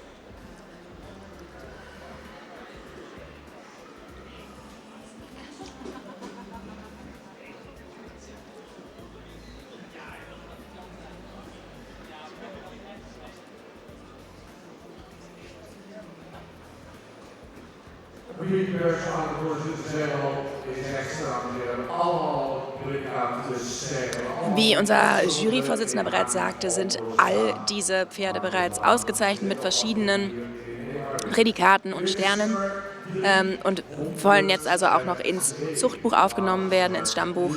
Wir machen weiter mit der Nummer 302, mit der 302, Paye van Kroeze-Beemke. Geboren am 1. April 2021. Vater ist Menne 496, Großvater ist Norbert 444.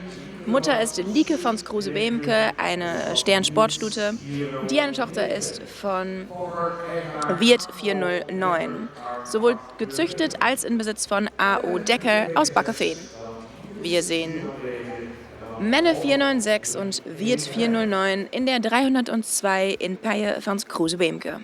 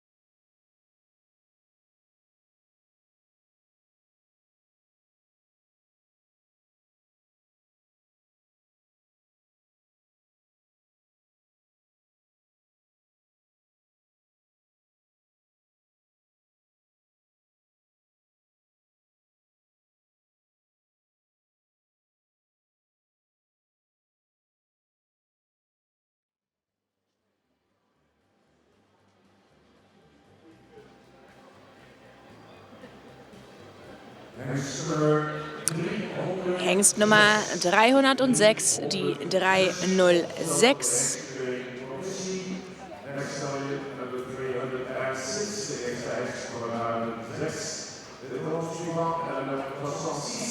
Rinze van Hilpen, geboren am 20.04.2021, ein Sohn von Menne 496 und Wietske van Hilpen aus Onne 376.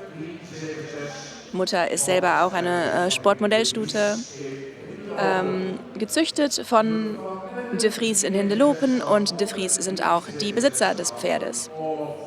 Wir sehen also Menne 496 und Onne 376 in der Katalognummer 306 Rinze van Hilpen.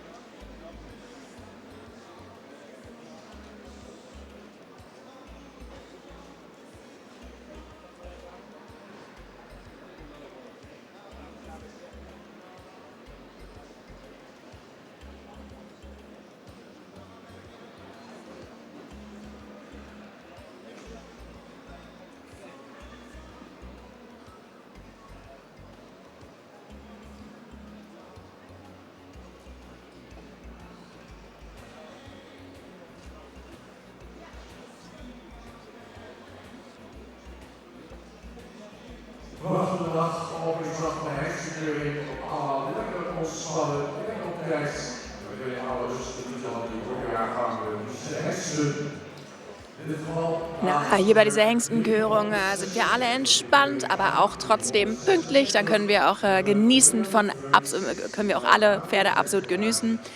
Wir sehen jetzt die 336, die 336 Romke van Horp, geboren am 28. April 2021. Auch ein Sohn von Menne 496 aus der Stute Beitske van Horp, eine Sternstute und Tochter von Bartele 472. Züchter sowie Besitzer ist J.P. Mensing in Svelo. Wir sehen also Menne 496 und Bartele 472 in der 336 Romke van Horp.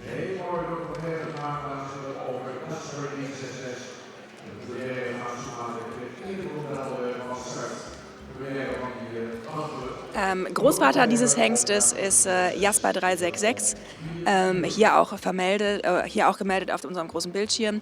In wenigen Minuten beginnt die Premiere der Dokumentation über Jasper 366 im Hotel des World Trade Centers.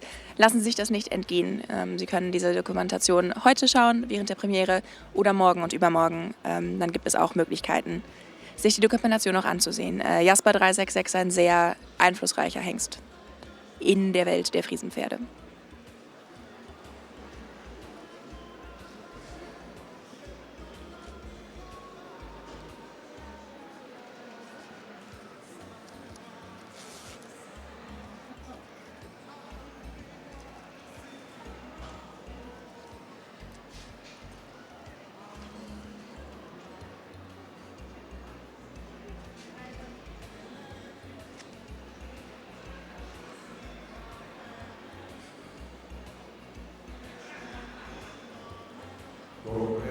Jasper die succesvol morgen gezien zijn in de zaal van het hotel.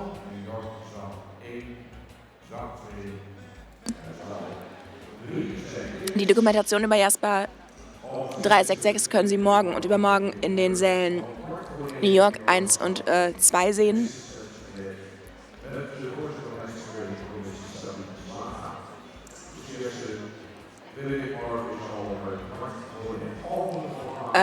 Das wird dann nach den Clinics sein, den Clinics und Workshops, die morgen hier auf der Piste stattfinden, aber auch in den Sälen des Hotels.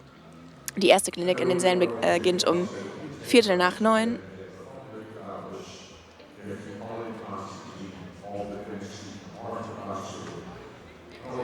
Auf der Website des KFPS können Sie alle Informationen zu den Clinics finden. Es gibt dort den Flyer und das Gesamtprogramm. Dann können Sie finden, welche Klinik Sie am besten oder am meisten interessiert. Und es gibt auch noch mehr Informationen zu Jasper 366.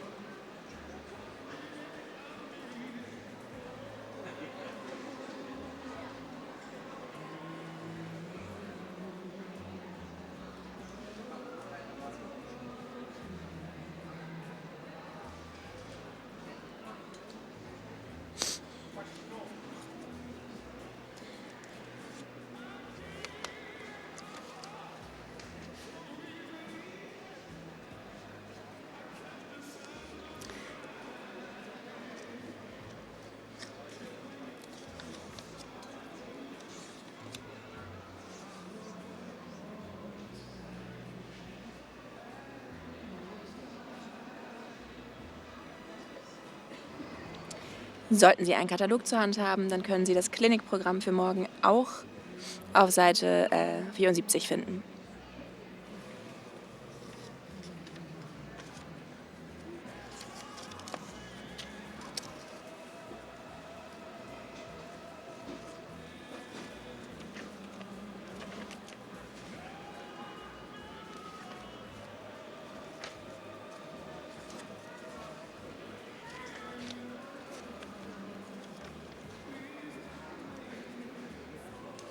Op de snelverwijste Keuringcommissie Kalischeur en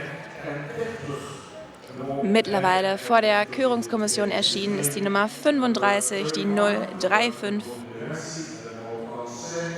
Sjoerd van Hilberalti.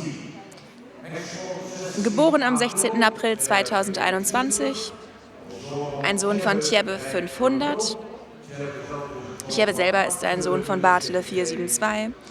Die Mutter von diesem Hengst ist Richt van Lütgepenjem, eine Tochter von Rindet 406 und Sternpräferentin. Gezüchtet und im Besitz von B. Feldhausen in Pütten. Wir sehen Tjebbe 500 und Rindet 406 in der 035, der 035 Sjoerd van Hilberalti.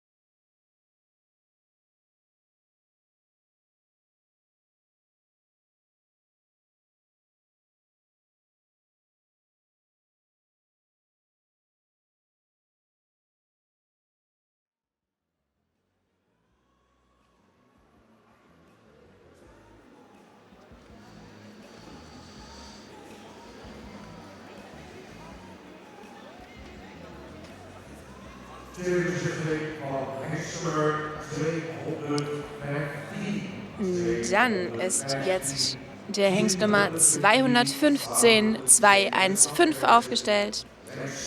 Siko, am 18.04.2021 geboren, ein Sohn von Tjebbe 500, Tjebbe 500. Mutter ist Sverre H., eine Strährenpräferentin von Fitze 423. Gezüchtet von S. Haremann und M. Haremann in Darfsen und im Besitz von Jos von den Broek in Horsten. Wir sehen also Tjebbe 500 und Fritze 423 in der Katalognummer 215 215 Siko.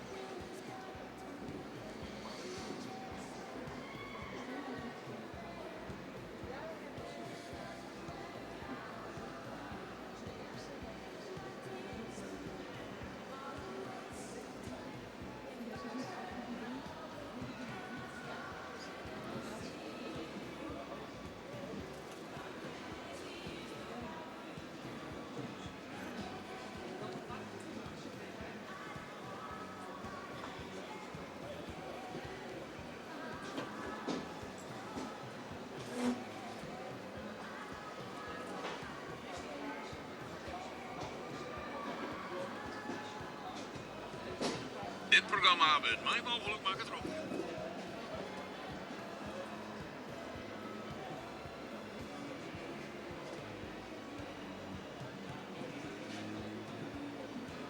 U zag de post van Hengster 207. Sie sahen jetzt gerade Hengst Nummer 227 die Bahn betreten, 227. Stimme van Zweite. Geboren ist der Hengst am 10.05.2021. Sein Vater ist Tjebbe 500, Tjebbe 500. Mutter ist Matje van Zwittel, eine Stute aus Heinze 354. Züchter ist L. Kromkamp in Mackinga, Besitzer T. Vollmer in Lünteren. Wir sehen Tjebbe 500 und Heinze 354 in der Katalognummer 227 227. Simme van Zweitel.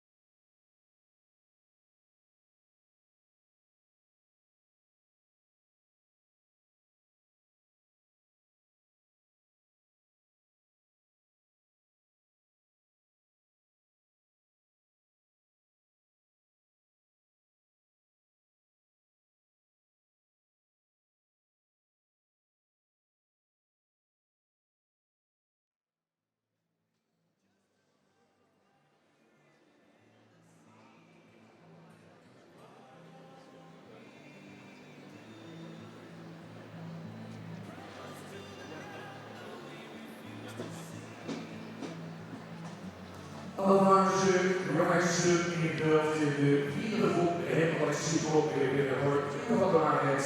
Ook eerst aan de rode So, und dann sehen wir jetzt wieder alle Hengste aus dieser Gruppe 3 auf der Bahn. Nein, Gruppe 4 sind wir schon, Entschuldigung. Dann sehen wir jetzt alle Hengste aus der Gruppe 4 wieder auf der Bahn, damit die Jury eine endgültige Entscheidung fällen kann in Bezug auf die nächste Runde und wer weiterkommt und wer nicht.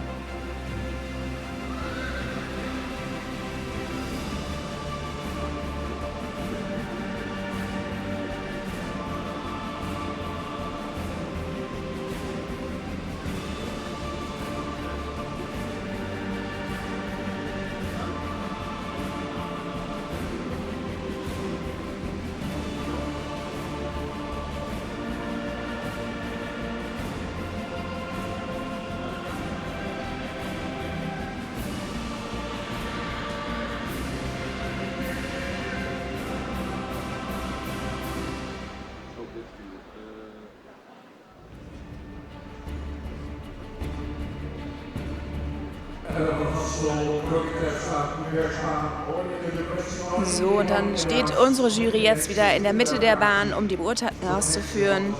Es sind Corrie Terpstra van der Meer, Ellen van Gastel und Juryvorsitzender Piet Bergsma. Und es ist an diesen 3 Jurymitgliedern festzustellen, wer den Weg zum Deckhengst weiter bestreiten darf.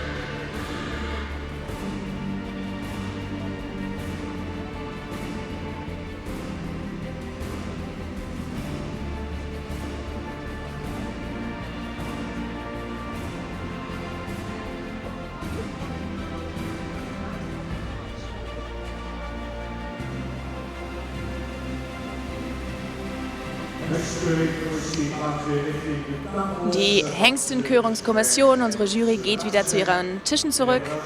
Das heißt für uns, dass wir jetzt die Resultate von Gruppe 4 hören. Und nach dieser Runde werden alle zu den Vorreittagen eingeladenen Hengste zusammen mit ihren Züchtern und Besitzern auf die Bahn gebeten.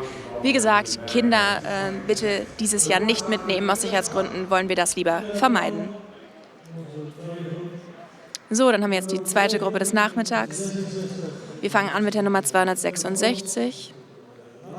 Ein langer Hals, gut platziert. Eine ausreichend anständige Rückenlinie. Die Gruppe ist gut lang und hat auch eine gute Lage.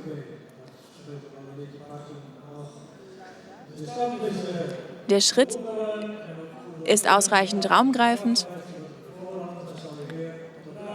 Im Trab könnte er etwas mehr zum Tragen kommen.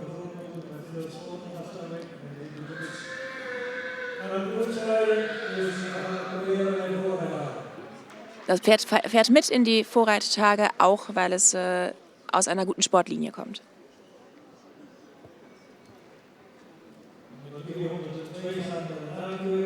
Nummer 302 ist in der Nachkörung und darum machen wir weiter. mit der 306. Mit einem edlen Kopf und langen Hals, der gut platziert ist. Eine starke Rückenlinie, Gruppe liegt gut.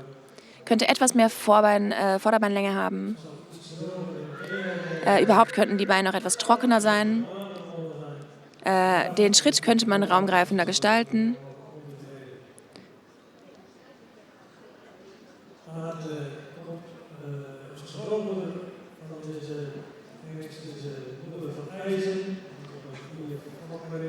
Das Pferd kommt aus einer guten Linie. Und wir wollen es gerne bei den Vorreittagen sehen.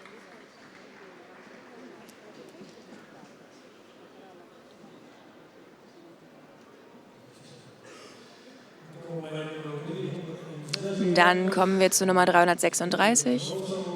Ein Pferd, das einen edleren Kopf haben könnte. Ein langer, aber leider zu schwerer Hals. Die Gruppe hat eine ausreichende Länge. Man hätte längere Vorderbeine haben können. Der Schritt war ausreichend raumgreifend. Ein hervorragendes Hinterbeingebrauch im Trab und das Pferd darf mit auf die Vorreittage.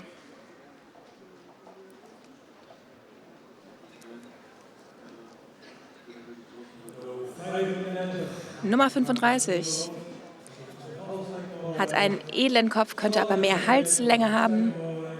Starke Rückenlinie. Die Gruppe ist lang genug, allerdings etwas gewölbt.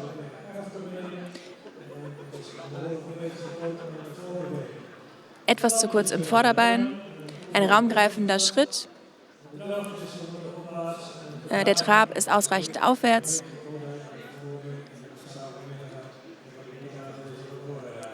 Aber das Pferd kommt nicht mit in die Vorreittage.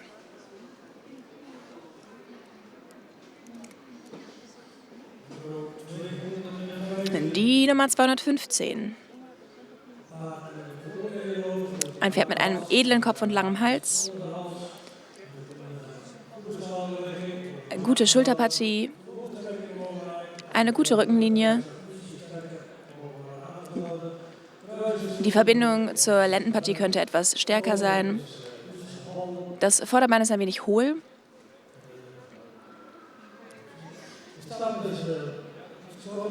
Der Schritt ist etwas kurz, könnte etwas mehr durch den ganzen Körper bewegt werden. Im Trab könnte auch da etwas mehr Körper zum Einsatz kommen. Entschuldigung, ich habe das falsche Papier vor mir. Der Schritt ist ausreichend, raumgreifend und im Trab könnte er etwas mehr Körper benutzen, allerdings ausreichend aufrecht und wir möchten darum das Tier gerne mit einladen in die Vorreittage.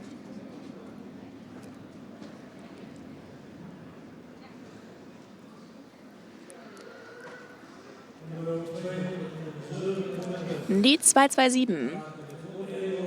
Ein edler Kopf an diesem Pferd. Der Hals könnte etwas länger sein. Gute Schultern. Die Lendenpartie ist stark, da die Gruppe allerdings etwas kurz. Ein ausreichend langes Vorderbein. Die Hinterbeine sind ein wenig säbelbeinig. Nicht raumgreifend genug im Schritt. Aufrecht im Trab. Aber er könnte suppler sein, mit etwas weniger, mehr Energie im Trab und wird leider nicht eingeladen auf die Vorreittage. Und dann kommen wir zur 255, zu 255. Ein edler Kopf an diesem Pferd und einem langen Hals, der sehr gut liegt. Rückenlinie ist stark. Die Gruppe könnte etwas länger sein, genau wie die Vorderbeine. Ein wenig säbelbeinig, dieses Pferd. Der Schritt ist etwas zu kurz, darum ist auch der Takt nicht perfekt im Trab. Eine gute Aufwärtsbewegung. Aber wegen des Schritts wird das Pferd nicht auf die Vorreittage eingeladen. Aus Gruppe 4 werden eingeladen die 266, die 306, die 336 und die 215. Diese 4 Hengste werden jetzt zusammen mit den 3 Hengsten aus Gruppe 3 zurück in die Bahn kommen mit ihren Züchtern und ihren Besitzern für eine Ehrenrunde.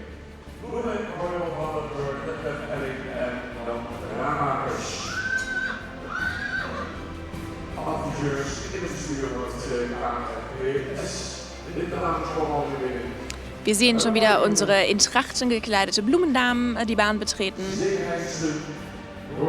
Und wir erwarten dann 7 Hengste mit ihren Züchtern und Besitzern auf der Bahn, die weitermachen dürfen, die weiter kämpfen dürfen um den Titel des Deckhengstes in den Vorreittagen.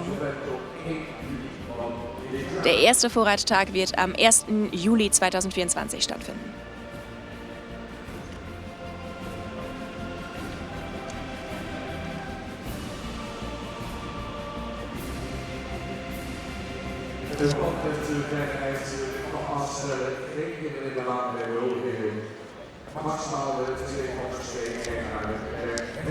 Und ich erwähne es noch einmal, Besitzer und Züchter bitte mit maximal 2 pro Hengst die Bahn betreten.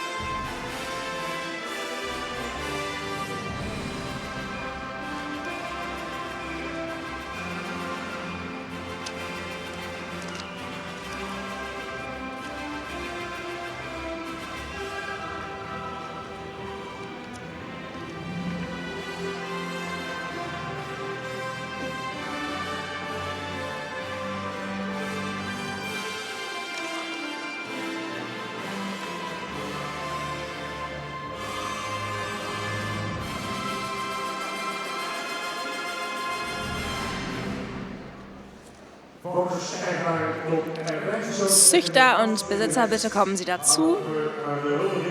Dann können wir die Ehrung beginnen. Wir fangen an mit der Nummer 9, mit der 009, Shannon Fenn Starking. Sowohl Züchter als Besitzer sind die Starking Buffet in Spanum.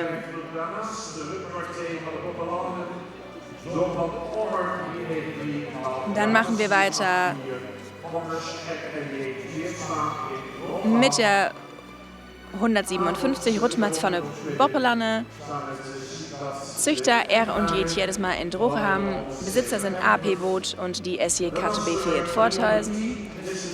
Die Nummer 310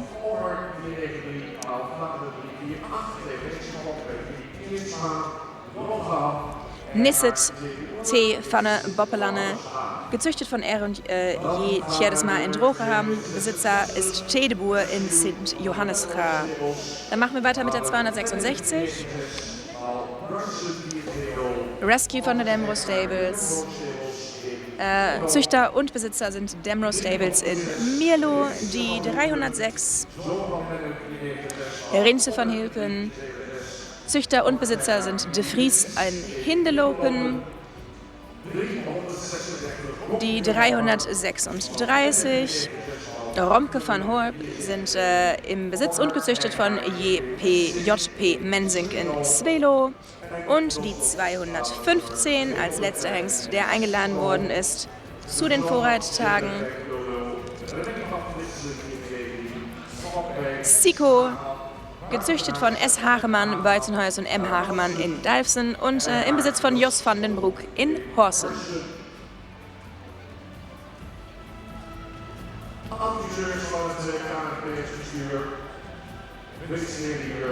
Die Mitglieder der Direktion unserer KFPS-Organisation gratulieren hier Besitzern und Züchtern zusammen mit unseren Blumendamen, die Blumen und Rosetten verteilen.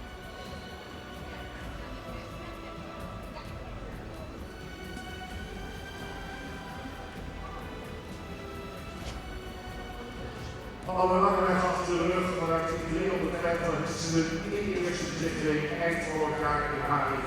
Dann haben wir auch schon wieder ganz schön was hinter uns gebracht. Die 350 Hengste, die im November in der ersten Besichtigung waren, sie sind auf knappe 100 gekürzt worden, jetzt hier für die zweite Besichtigung, und sie werden immer weniger und weniger, bis sie in die zentrale Untersuchung kommen. Und wir werden dann hören, wie viele von diesen Hengsten sich tatsächlich als Deckhengste profilieren können. Letztes Jahr waren das 9 Hengste, die wir diesen Samstag wieder in der Meisterschaft sehen werden. Ich würde auch gerne allen Züchtern und Besitzern gratulieren. Das haben sie sehr gut gemacht.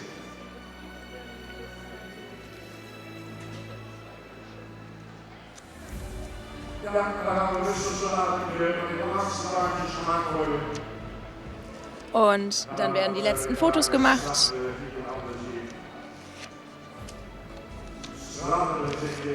Wir sehen wieder strahlende Gesichter hier auf der Bahn. Und das ist auch erlaubt. Sie können gerne stolz sein.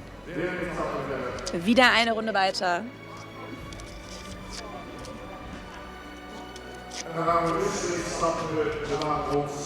Und dann drehen wir im Schritt eine Ehrenrunde. Es sind nämlich junge Hengste und darum wollen wir das Chaos ein wenig verhindern. Aber im Schritt gibt es trotzdem noch eine Ehrenrunde dieser schönen, zu den Vorreittagen zugelassenen Hengsten.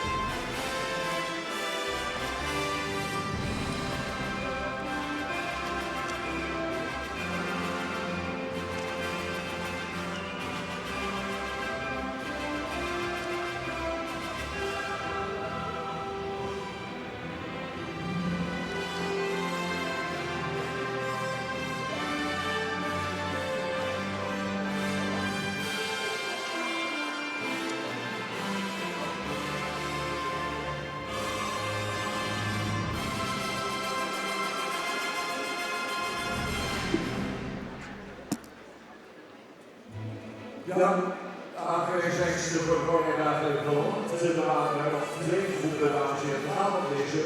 Wir sind auch schon fast wieder fertig. Wir haben noch 2 Gruppen für diese Hengstenkörung. Und wir feiern natürlich nach wie vor 145 Jahre KFPS. Und um 4 Uhr gibt es dann die Premiere der Dokumentation über Jasper 366 im Hotel des WTC. Um 4 Uhr geht das in die Premiere. Wir machen weiter mit Gruppe 5. Der erste Hengst darf hineinkommen. Es geht jetzt um die Nachkommen von Jürre 495 und Arendt 515.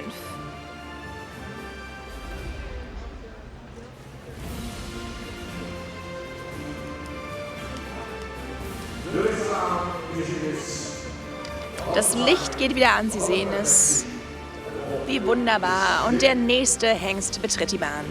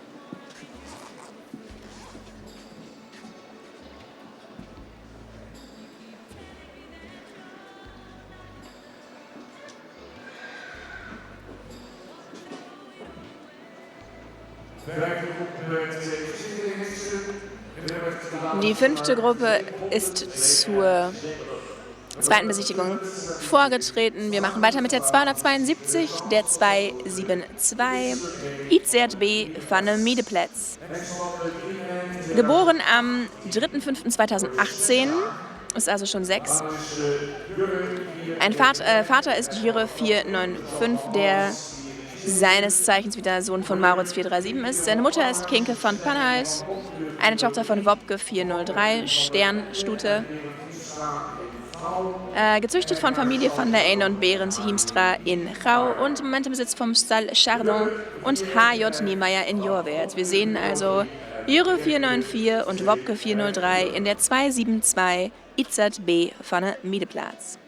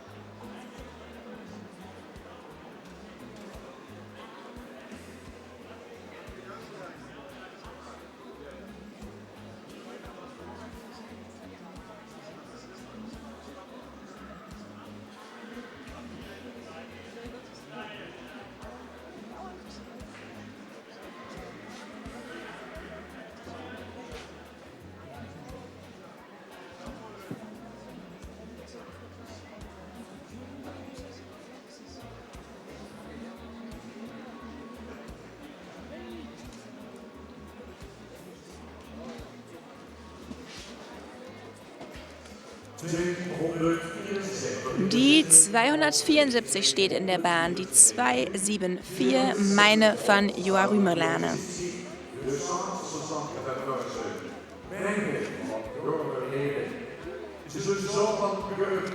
Ein Sohn von Jure 494 und Lütske H., eine Tochter von Wopke 403, eine Sternpräferentin. Züchter sowie Besitzer ist R. van de Hoek in Cubaert. Geboren ist dieser Hengst am 8. April 2020. Wir sehen also Jure 495 und Wopke 403 in der Katalognummer 274, meine van Jorm Rümelaan.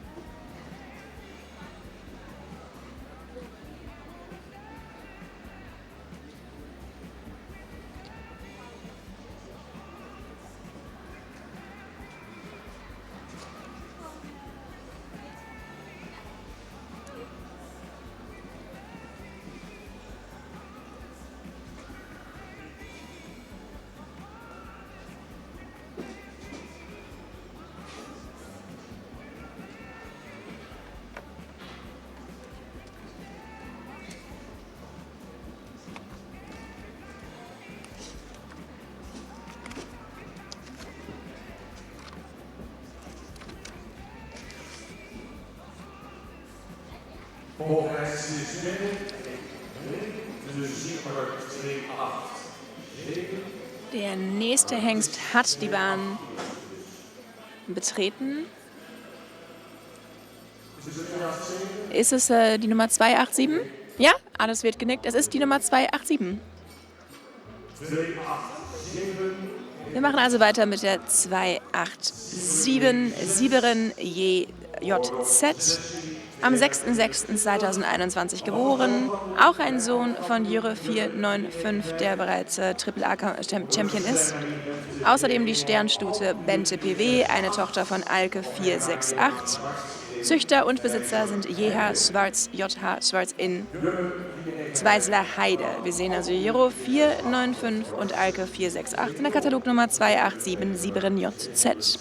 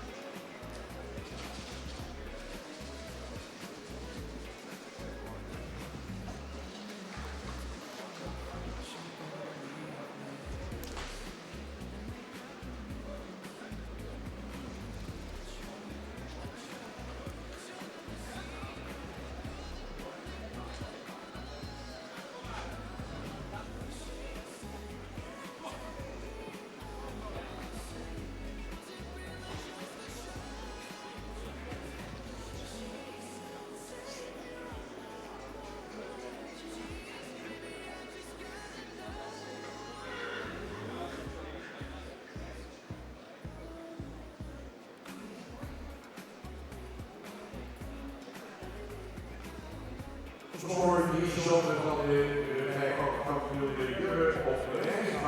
So, wir hatten 3 Söhne des Champions Jure 495 nacheinander. Und jetzt gehen wir über zu den Söhnen von Arend 515.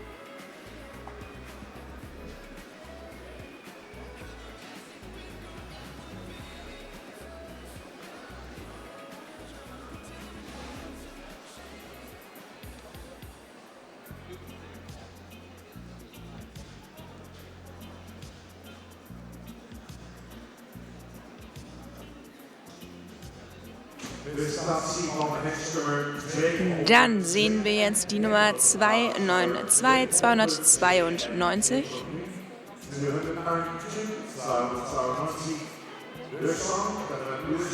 Retzma van de Peesterhoeve. Geboren am 16. März 2021. Wie bereits gesagt, ein Sohn von Arend 515. Der Sohn ist von Jaue 485.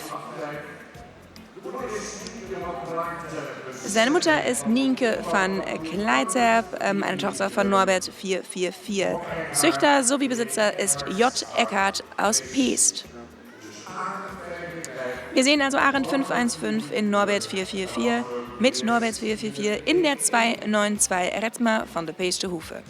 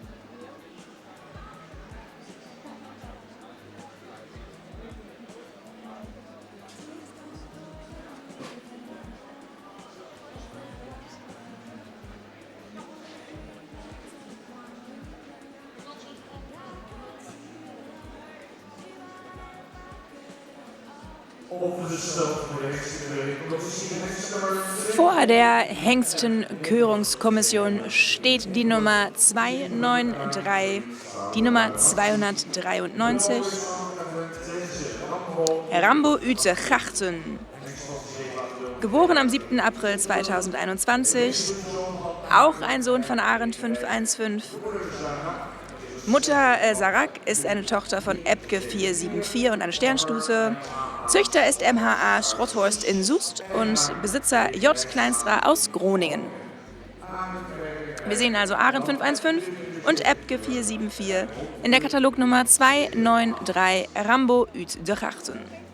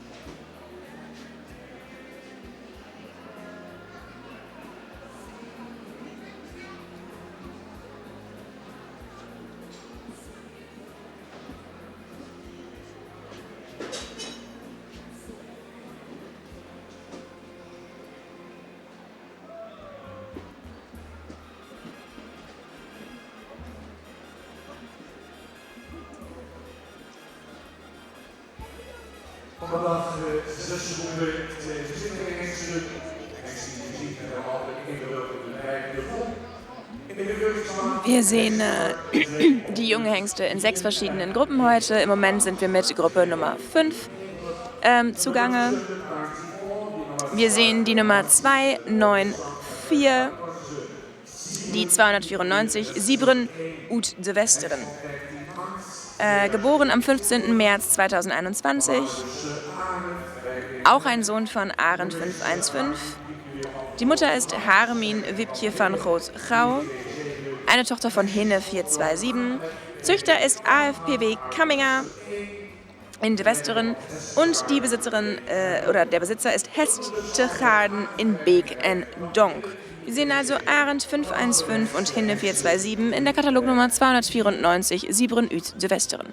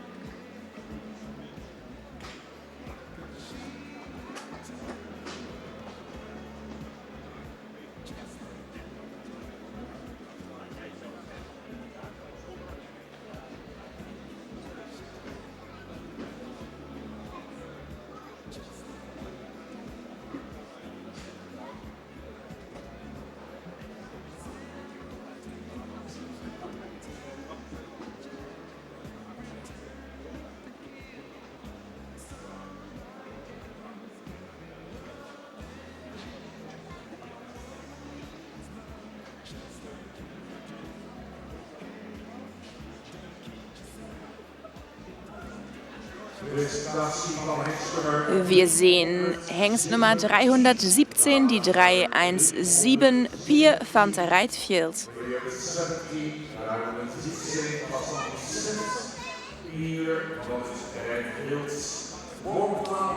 Geboren am 12. März 2021. Vater ist Arend 515. Mutter die Sternstute Irene van der Rijtsacker, eine Tochter von Norbert 444. Der Züchter ist L. Wiersma aus Damwoude und Besitzer JJ van de Meulen in Hasker-Horne. Wir sehen also Arend 515 und Norbert 444 in der Katalognummer 317 317 Pier van Rijtfield.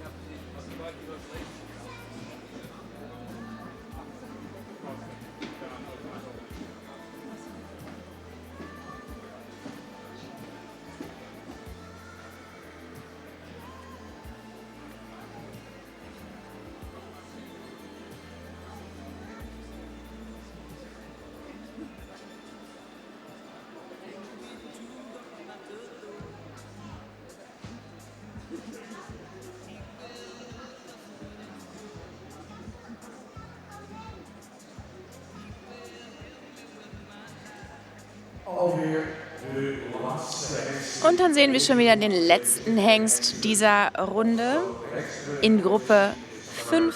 Vor unserer Hengsten-Körungskommission steht die Nummer 320 320 Sietze von HMV. Geboren am 26. März 2021. Vater ist Arendt 515.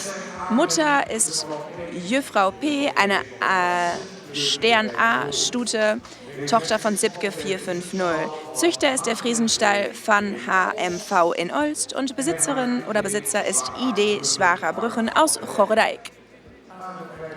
Wir sehen also Arendt 515 und Sipke 450 in der 320 der 320 Sietze von HMV.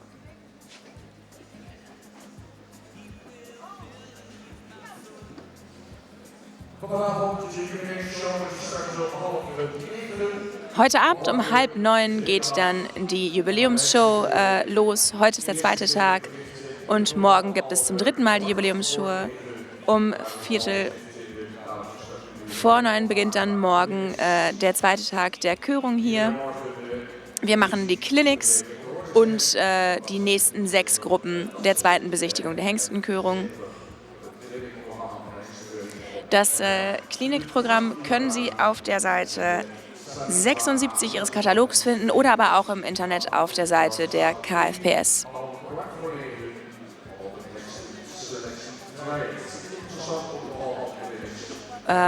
Die Clinics finden hier auf der Hauptpiste in dieser Halle statt, aber es gibt auch einige, die ab 8:45 in den New York-Sälen im Hotel anfangen. Entschuldigung. Die können Sie sich dann auch zu Gemüte führen und feststellen, welche Sie gerne besuchen wollen würden.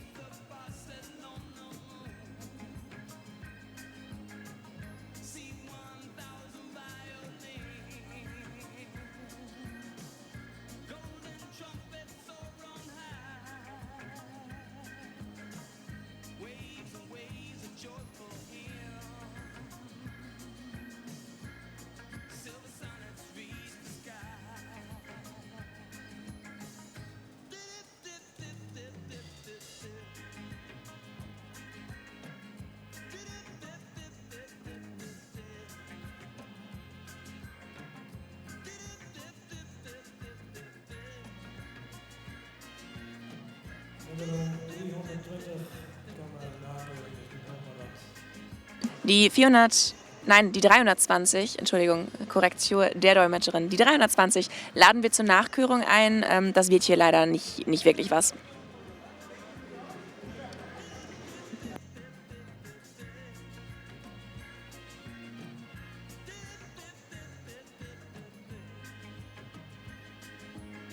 Wordt het voorzitter van de Hengstencommissie zeggen, dames en heren, Hengsten 320 kan aangemeld worden bij de nakeuring. Hengsten, komen binnen. We gaan naar de aanslag van de 5e groep. Wordt het muziek al.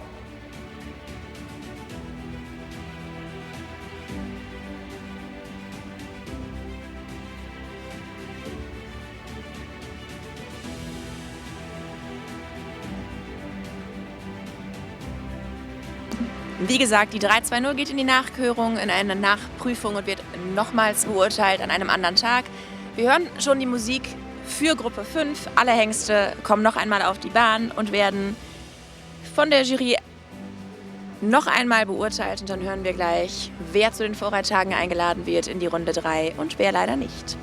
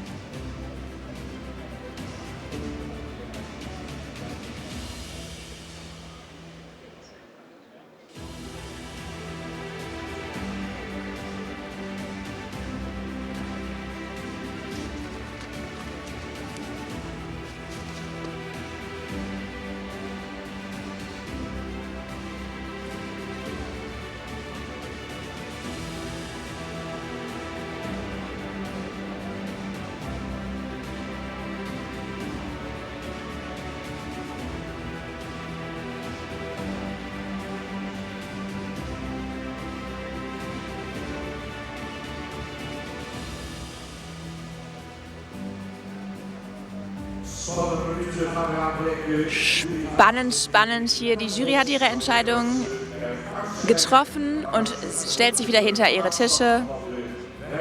Wir hören also jetzt die Resultate der 5. Gruppe in dieser 2. Besichtigung.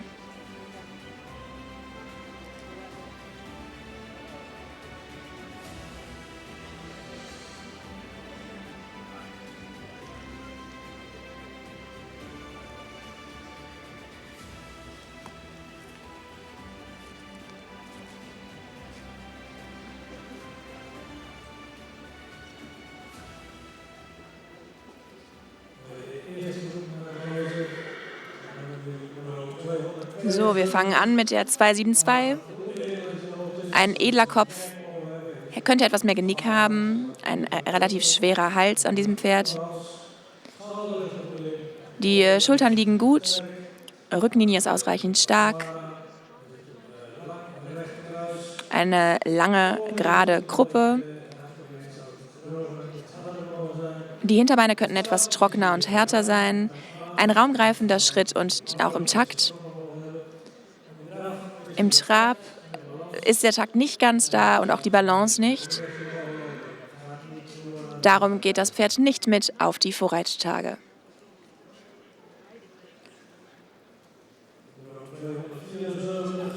Nummer 274 mit einem edlen Kopf und einem langen Hals. Schultern liegen gut. Kruppe ist ausreichend lang und liegt auch gut. Das Vorderbein ist ausreichend lang. Hinterbeine sind auch gut gestellt. Im Schritt könnte das Pferd etwas raumgreifender laufen. Im Trab fehlt ein wenig Leichtigkeit in der Rückenlinie und darum laden wir dieses Pferd auch nicht ein auf die Vorreittage. Die 287 edel im Kopf und einen schönen Hals hat. Die Schultern sind etwas steil, aber eine ausreichende Rückenlinie. Vorderbeine sind lang genug. Hinterbeine sind ein wenig säbelbeinig. Ein raumgreifender Schritt könnte allerdings ein wenig mehr Gebrauch machen vom Vorderbein. Ausreichender Hinterbeingebrauch im Hintergrund. Das Pferd kommt mit auf die Vorreittage.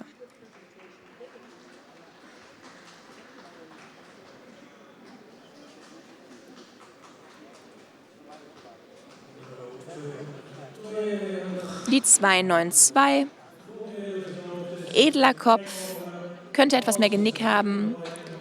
Hals ist lang genug, kommt tief aus der Brust, etwas Unterhals. Gruppe ist lang genug, die Lendenpartie könnte etwas anders liegen. Etwas gerade im Hinterbein. Schritt hätte das Vorderbein besser nutzen können. Im Trab ein wenig zu sehr nach unten und darum nehmen wir das Pferd nicht mit in die Vorreittage. Nicht aufrecht genug im Trab. Die 293. Einen etwas tiefen Hals, der tief aus der Brust kommt. Gruppe ist lang genug, allerdings etwas gewölbt. Vorderbeine sind lang genug. Hinterbeine stehen auch gut. Der Schritt ist ausreichend raumgreifend. Im Trab könnte etwas mehr Leichtigkeit und Losgelassenheit sichtbar sein. Ein guter Exterieurindex von 112. Gute Mutterlinie und das Pferd wird eingeladen auf die Vorreittage.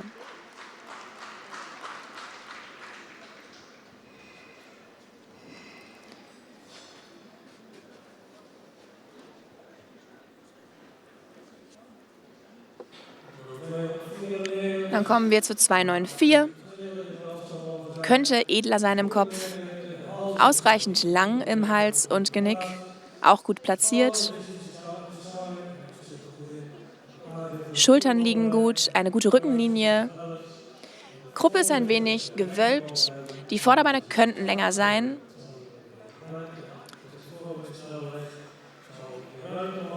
Der Schritt könnte ein wenig raumgreifender sein. Ein aufrechter Trab, etwas gehetzt.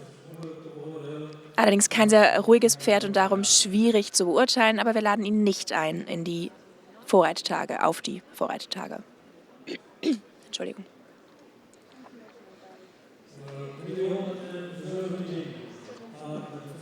Und dann die 317, ein edler Kopf und langer Hals, der gut platziert ist.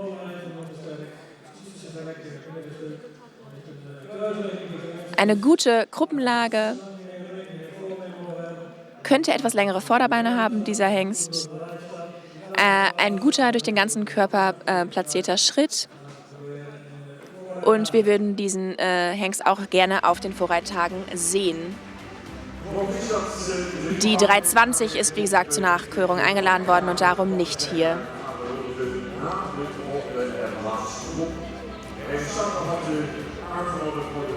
Mitgenommen auf die Vorreittage werden die 287, die 293 und die 317. Diese drei Hengste sehen wir also nach Gruppe 6 noch einmal mit ihren Züchtern und Besitzern zur Ehrenrunde. Erst machen wir aber weiter mit der Gruppe 6. Das sind die Nachkommen von Matthijs 504, Tön 505 und Willem 508.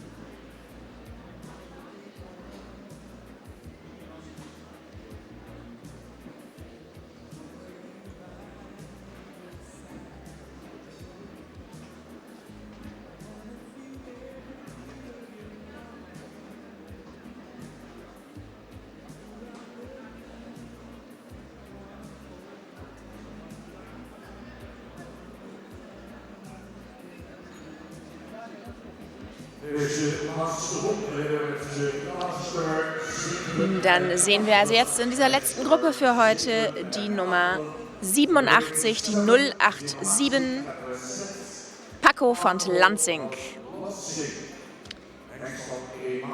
Geboren am 1. März 2021. Vater ist Matthias, nicht Matthias, Matthias 504, der selber ein Sohn ist von Norbert 444. Mutter ist Lobke von Lansing, eine Tochter von 373 und eine Sternpräferenten-Stute. Züchter sowie Besitzer ist MH Lohmann aus Zwichelte. Wir sehen also Matthias 504 und Maiko 373 in der 087, der 087 Paco von Lansing.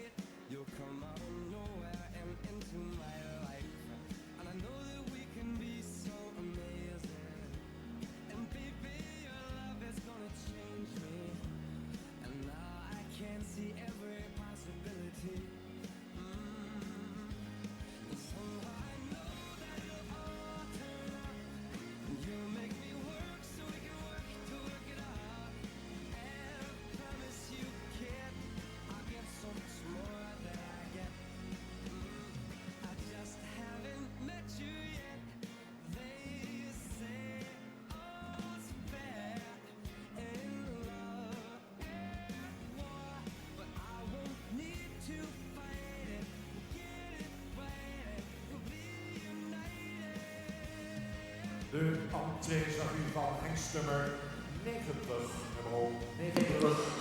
Wir sehen den Hengst mit der Nummer 90, mit der 090, Regent van de Heemstede.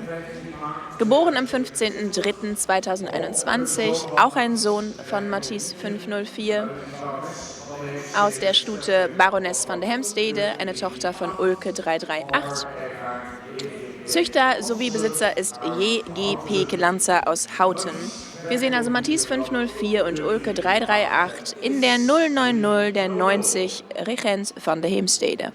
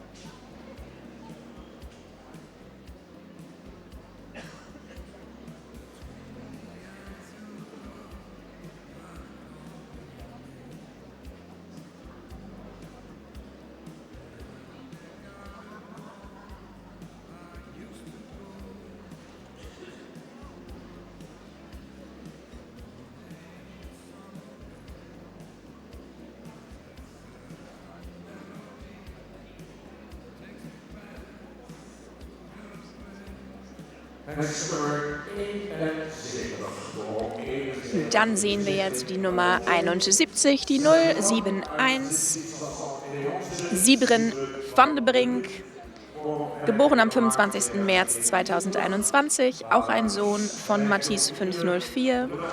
Die Mutter ist Amalia van de Brink, eine Sternstute aus Albin 469. Züchter ist Noteboom Schrolte in Federingsoord und Besitzer ist der Stall Chardin in Jorwert. Wir sehen also Mathies 504 und Albin 469 in der 071 der 71 Sybren van de Brink.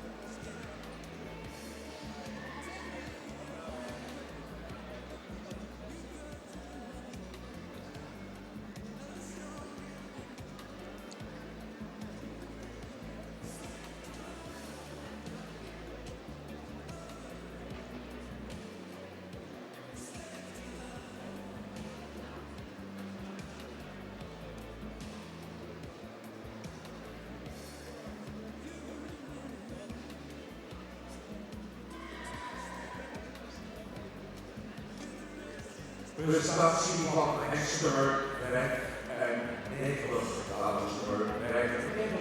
Wir sehen vor uns Hengst Nummer 95, die 095, Sime van Zorg en Genot. Am 27.03.2021 geboren, auch ein Sohn von Matthies 504. Die Mutter ist Elke van Zorg en Genot, eine Sternstute aus Alwin 469. Züchter ist M.A. Sphäre in Sonnenbrüchel und die Besitzer sind A. Thomassen in Lünteren. Wir sehen also Matthies 504 und Alwin 469 in der 95 der 095 Sime van Zorg en Genot.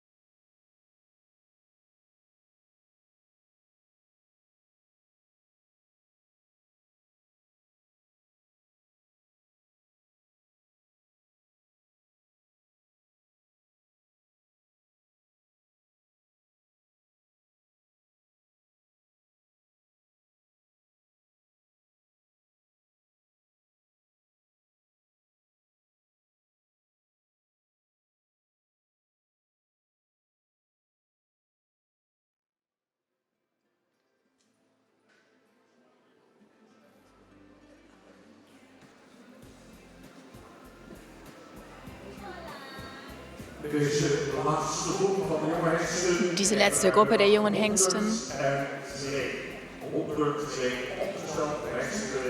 macht jetzt weiter mit der Nummer 102, der 102, Storm Apollonia. Geboren ist dieser Hengst am 25. Juni 2021, auch ein Sohn von Mathies 504. Mutter ist Tomke van de Vijfsprong, eine Sternstute, Tochter von Bartele 472. Züchter ist J.J. Lindemann van de Waal in de Wilp und Besitzer ist J.H. van Maanen in Kesteren. Wir sehen also Mathies 504 und Bartele 472 in Katalog Nummer 102, der 102 Storm Apollonia.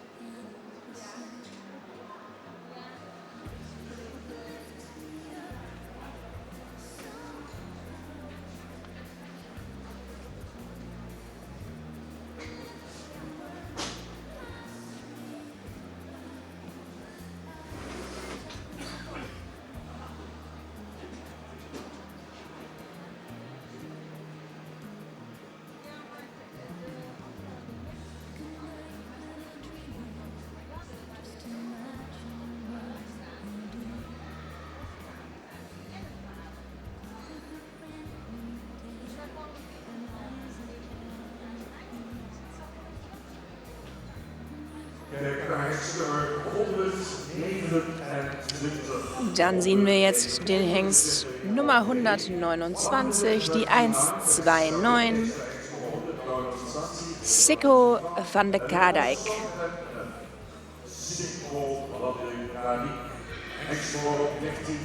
Geboren am 13. April 2021, ein Sohn von Teun 505,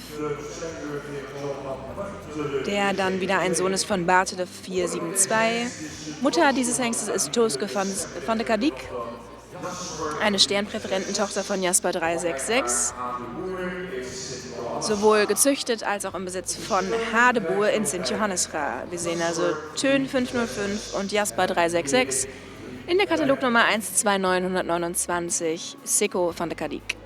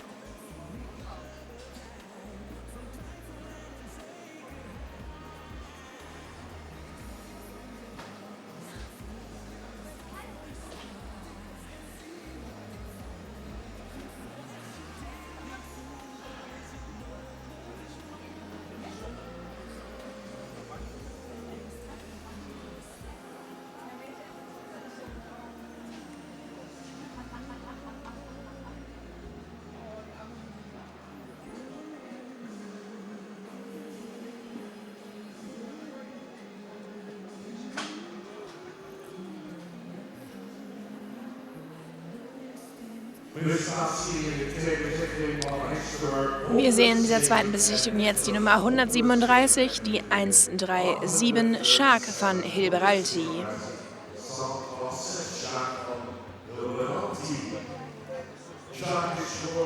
Shark ist am 3. Mai 2021 geboren und Sohn von Thön 505 und Amke van Braunberg, die eine Sternpräferententochter von Dries 421 ist.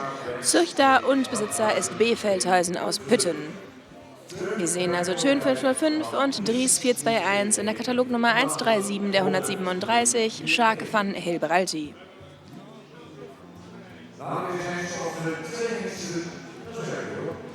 Danach sehen wir noch 2 weitere Hengste und dann sind wir für heute fertig. Nach diesen 2 Hengsten werden also alle Hengste der Gruppe 6 wieder auf die Bahn gebeten. Die Jury wird noch einmal schauen und dann ihre Entscheidung treffen. Anschließend an dieser Entscheidung werden alle zu den Vorreittagen eingeladenen Hengste zusammen mit ihren Besitzern und Züchtern noch einmal auf die Bahn gebeten für eine Ehrung.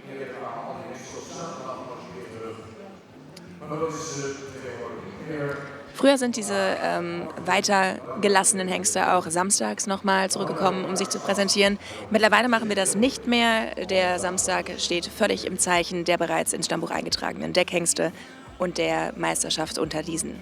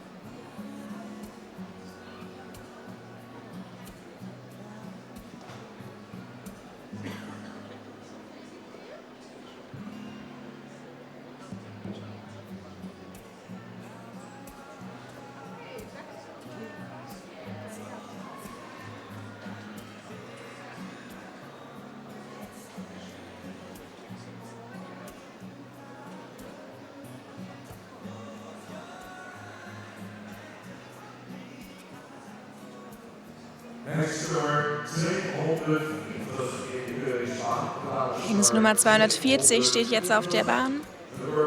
Die 240. Sybren van Lapinenburg. Geboren am 29. März 2021. Ein Sohn von Teun 505. Die Mutter ist Amarens van Lapinenburg. Eine Modell AAA-Stute aus Johannes 484. Züchter und Besitzer ist JJH Boot sowie JPW Boot in Hillechum. Wir sehen also Teun 505 und Johannes 484 in der 240 der 240 Sybren van Lapinenburg.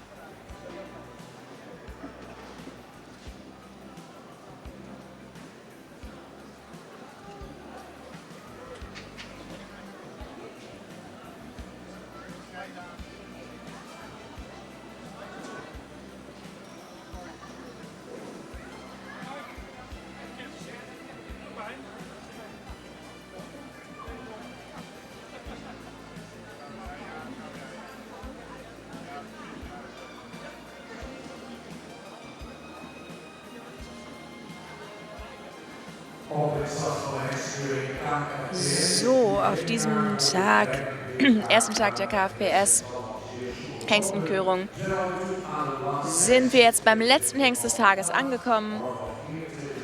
Morgen gibt es natürlich noch 6 weitere Gruppen für Sie. Aber jetzt steht vor der Jury die 288, die 288 Pieter van de Meijkade. Pieter, geboren am 18. März 2021 als Sohn von Willem aus der 508 und der Stute Dina, eine Sternstute aus Nane 492. Züchter und Besitzer ist W.E. Lockhorst aus Ederveen. Wir sehen also Willem 508 und Nane 492 in der 288 Pieter van de Meijkade.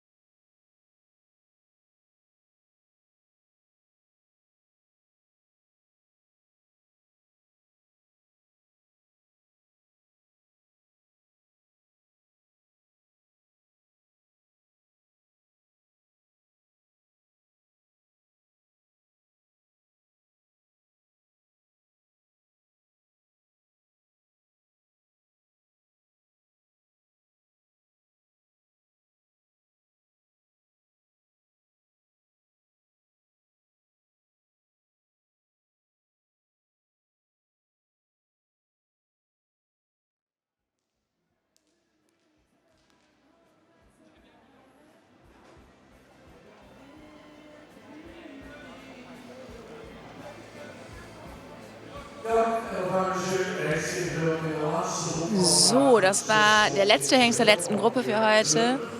Wir bringen sie also alle noch einmal wieder zurück auf die Bahn, damit die Jury sie noch einmal zusammen sehen kann und ihre Entscheidung treffen kann.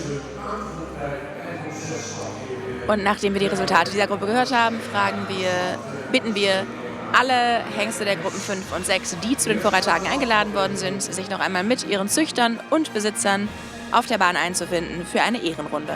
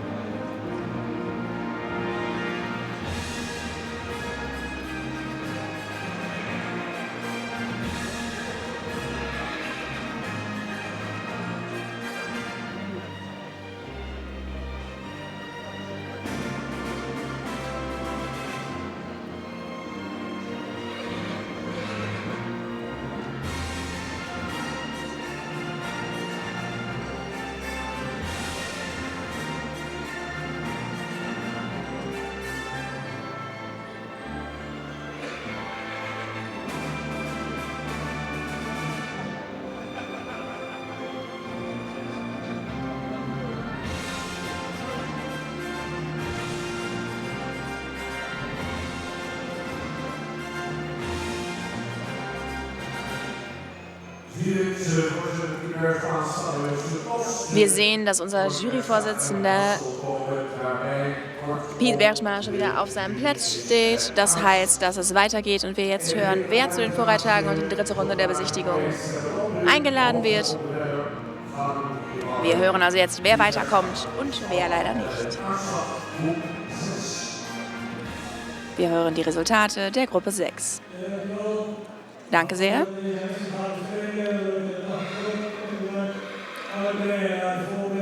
Bevor wir diese Hengste beurteilen, möchte ich gerne noch ein großes Kompliment an alle Pferdeführer aussprechen. Es ist keine einfache Aufgabe, die sie haben. Man muss ab und zu doch was korrigieren, aber alle hier anwesenden Pferdeführer machen das ausgezeichnet und auch schon den ganzen Tag. Und es hat durchaus einen Applaus verdient. Dann fange ich an mit der 087. Die hat ein bisschen Angst vor mir und läuft auch weg direkt.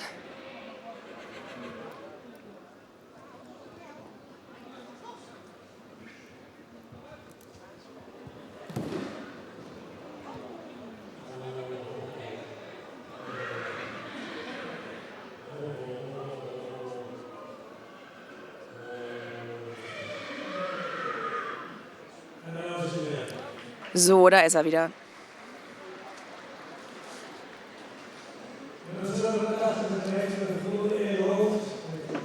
Die 87 hat einen edlen Kopf, einen langen Hals, der gut platziert ist.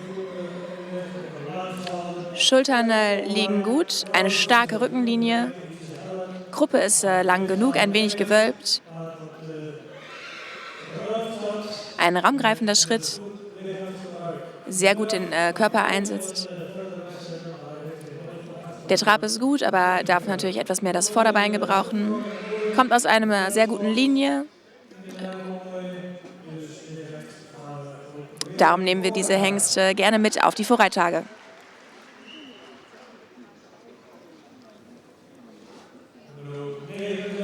Dann die Nummer 90. Einen edlen Kopf, könnte etwas mehr Genick gebrauchen. Der Hals ist gut platziert, nicht zu tief aus der Brust.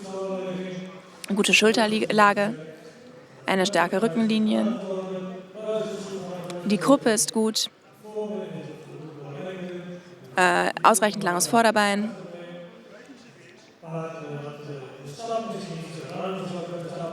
Der Schritt könnte etwas raumgreifender sein. Der Trab ist aufrecht. Ein guter Einsatz des Vorderbeines. Wir nehmen auch dieses Pferd mit in die Vorreittage.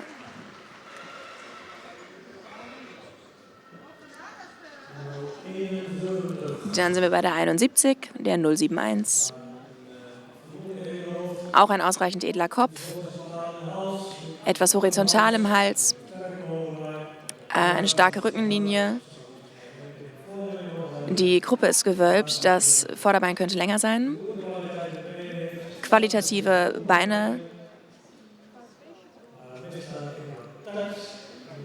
Im Schritt leider ein wenig ohne Takt.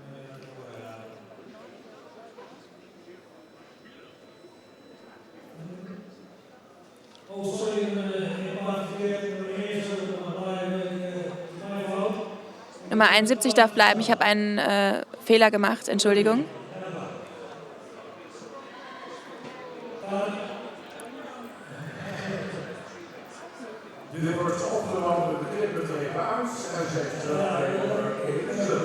So, wir sind wieder zurück bei Nummer 71. Ein guter und raumgreifender Schritt. Der Trab ist auch sehr raumgreifend. Und Nummer 71 kommt mit in die Vorreittage.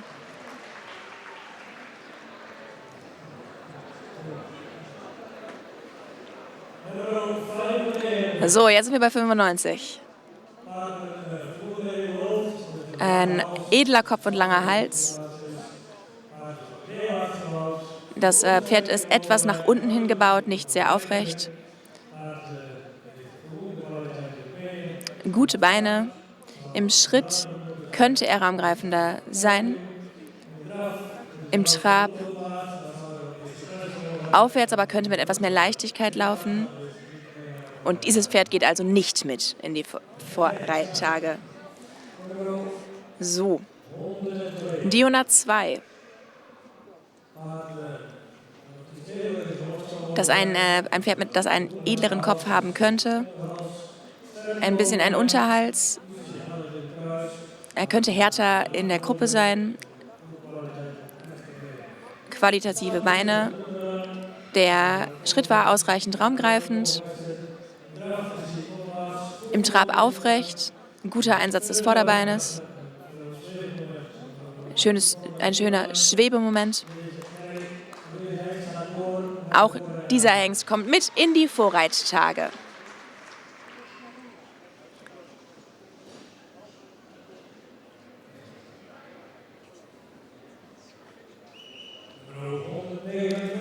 So, die 129.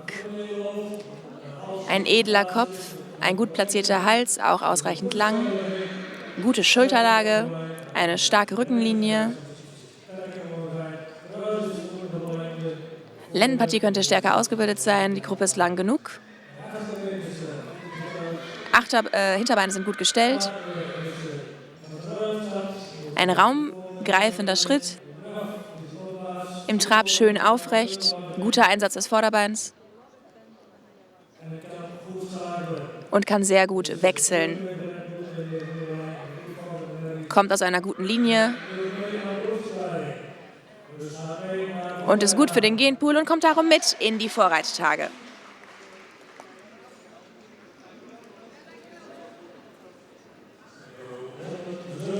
Dann kommen wir zur Nummer 137.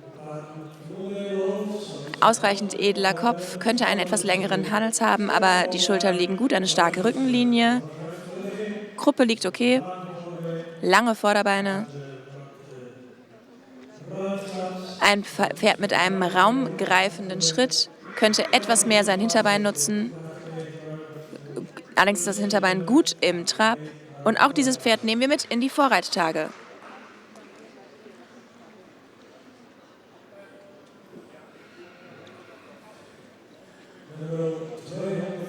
Und dann sind wir bei der Nummer 240, der 240. Könnte einen edleren Kopf haben, hat einen etwas vertikalen Hals. Schultern liegen in Ordnung. Die Rückenlinie könnte etwas stärker sein. Die Vorderbeine sind lang genug. Das Hinterbein ist etwas säbelbeinig. Im Schritt ausreichend raumgreifend. Im Trab aufrecht und benutzt das Hinterbein gut.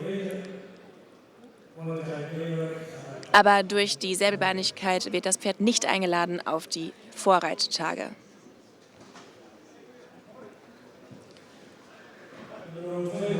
Dann kommen wir bei der 288 an. Ein edler Kopf, könnte einen etwas längeren Hals haben, ausreichend starke Rückenlinie, die Lendenpartie ist gut. Das Pferd ist unruhig, könnte längere Vorderbeine gebrauchen. Schritt ist raumgreifend. Der Körper wird gut eingesetzt. Im Trab nicht aufrecht genug. Es ist ein Sohn von Willem. Aus einer guten Mutterlinie. Und wir werden es darum doch probieren bei den Vorreittagen. So, vielen Dank an die Jury. Ich fasse zusammen, aus der letzten Gruppe sind weiter die Nummer 87, die Nummer 90, die Nummer 71, die Nummer 102, die Nummer 129, die Nummer 137 und die Nummer 288. All diese Hengste zusammen mit den dreien aus der Gruppe 5, die auf die Vorreittage eingeladen sind, kommen jetzt zurück in die Bahn. Wir laden auch pro Hengst je 2 Züchter und 2 Besitzer ein, sich dazu zu gesellen. Und dann werden wir Züchter, Besitzer und Pferde ehren.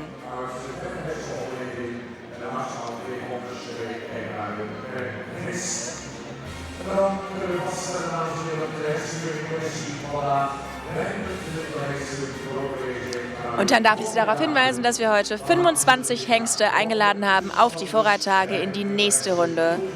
25 haben es also geschafft und dürfen im Juli auch präsentiert werden. Trotzdem muss noch eine Spermauntersuchung ausgeführt werden, ähnlich wie eine tierärztliche Untersuchung am Pferd selbst. Wenn diese positiv ausfallen, dann bleibt die Einladung auch bestehen. Noch einmal, ich bitte Besitzer und Züchter, sich zur Bahn zu bewegen. Und dann beginnen wir gleich mit unserer Ehrenrunde.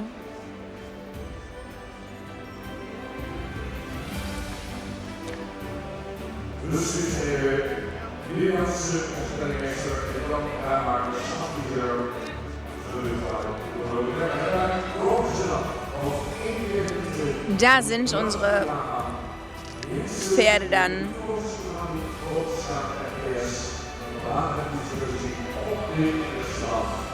Die heute am ersten Tag der Hengstkörung der 145 Jahre alten KFPS weitergekommen sind.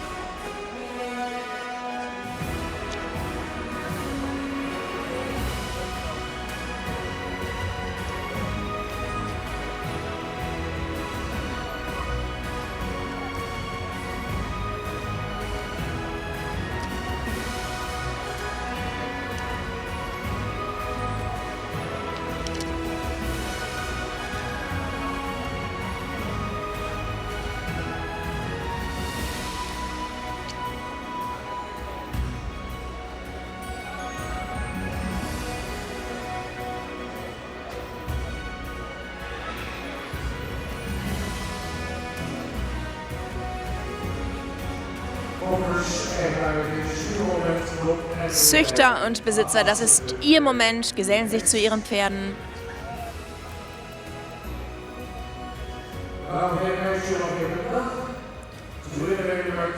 So, wir fangen an mit der Nummer 287, Sibrin JZ, ein Sohn von Jüre 495 und Enkelsohn von Alke 468.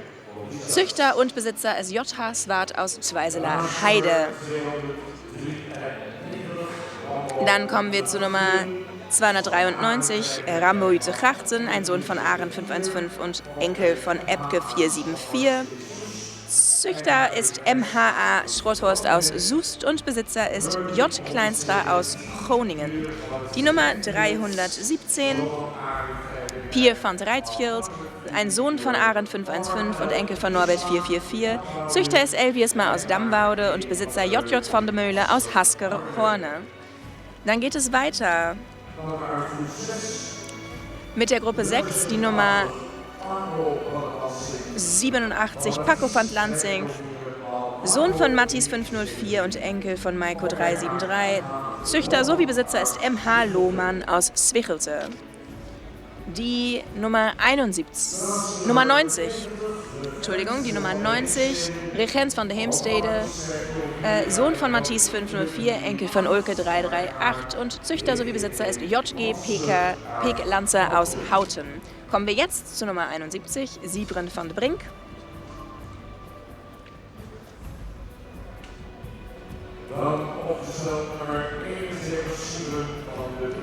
Sohn von Matthis 504, Enkel von Alwin 469.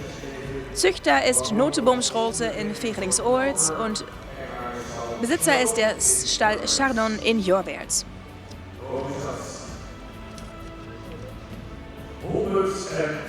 Mein Glückwunsch. Dann machen wir weiter mit der 102, Sturm Aplonia, ein Sohn von Matthis 504 und Enkel von Bartele 472. Züchter ist JJ Lindemann van der Waal in de Wille und Besitzer ist JH van Maanen aus Kesteren. Die 129, Siko von der Kadik, Sohn von Tön 505 und Enkel von Jasper 366. Züchter sowie Besitzer ist Hadebur aus Sint Johannesra. Die 137, Shark van Hilberalti, auch ein Sohn von Tön 505 und ein Enkel von Dries 421. Züchter sowie Besitzer ist B. Feldhausen aus Pütten. Und dann haben wir am Ende noch die 288, Pier van de Meikade, Sohn von Willem 508 und Enkel von Nane 492. Züchter sowie Besitzer ist W.E. Lockhorst aus Edeveen. Das sind also unsere weitergekommenen Hengste aus den Gruppen 5 und 6. Die Züchter und Besitzer sind hier. Wir möchten herzlich gratulieren.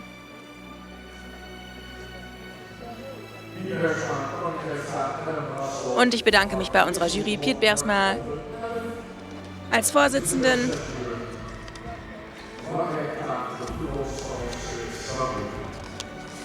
Und seinen Kolleginnen Corrie Terpstra van der Meer und Ellen van Gastel, die hier eine wichtige Aufgabe erledigt haben für die Zukunft unserer Rasse und der Vereinigung.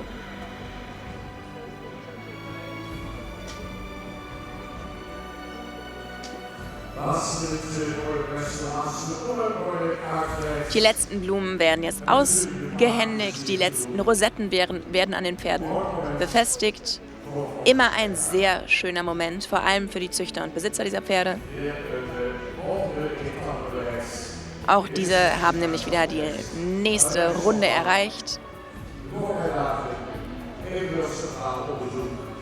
Die Vorreittage sind erreicht, eventuell die zentrale Untersuchung und dann geht es vielleicht ins Stammbuch als Deckhengst mit Zuchtzulassung.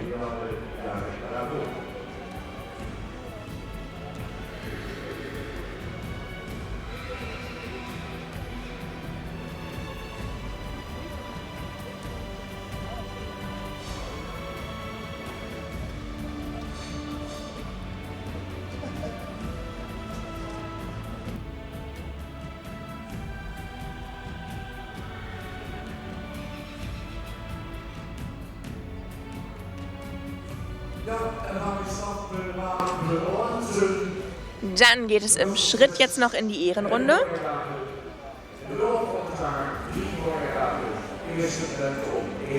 Und dann geht es für diese Pferde in die Vorreittage. Der erste wird am 1. Juli diesen Jahres stattfinden. Wir gratulieren noch einmal den Züchtern und Besitzern dieser wundervollen Gruppe Hengste und haben das Ende dieses Tages erreicht.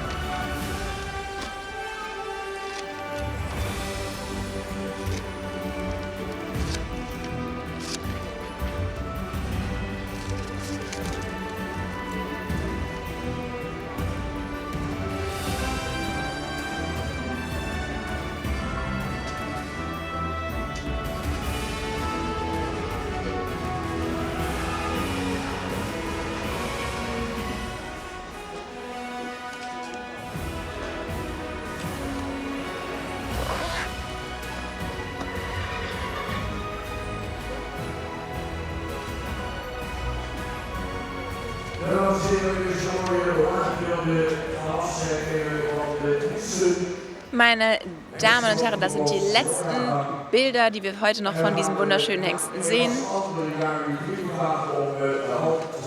Und wie in den Vorjahren bitte ich alle Menschen, jetzt die Halle auch zu verlassen, auch wenn sie Tickets für die Jubiläumsshow haben. Wir müssen sauber machen, wir müssen umbauen und bitten darum, die Halle gänzlich zu leeren. Dann können sie auch so schnell wie möglich wieder zurückkommen. Heute Abend gibt es also die Jubiläumsshow für die 145 Jahre, die KFBS mittlerweile existiert. Ich lade Sie herzlich ein, noch auf unseren Markt zu gehen und sich die verschiedenen Zelte und Aussteller anzusehen.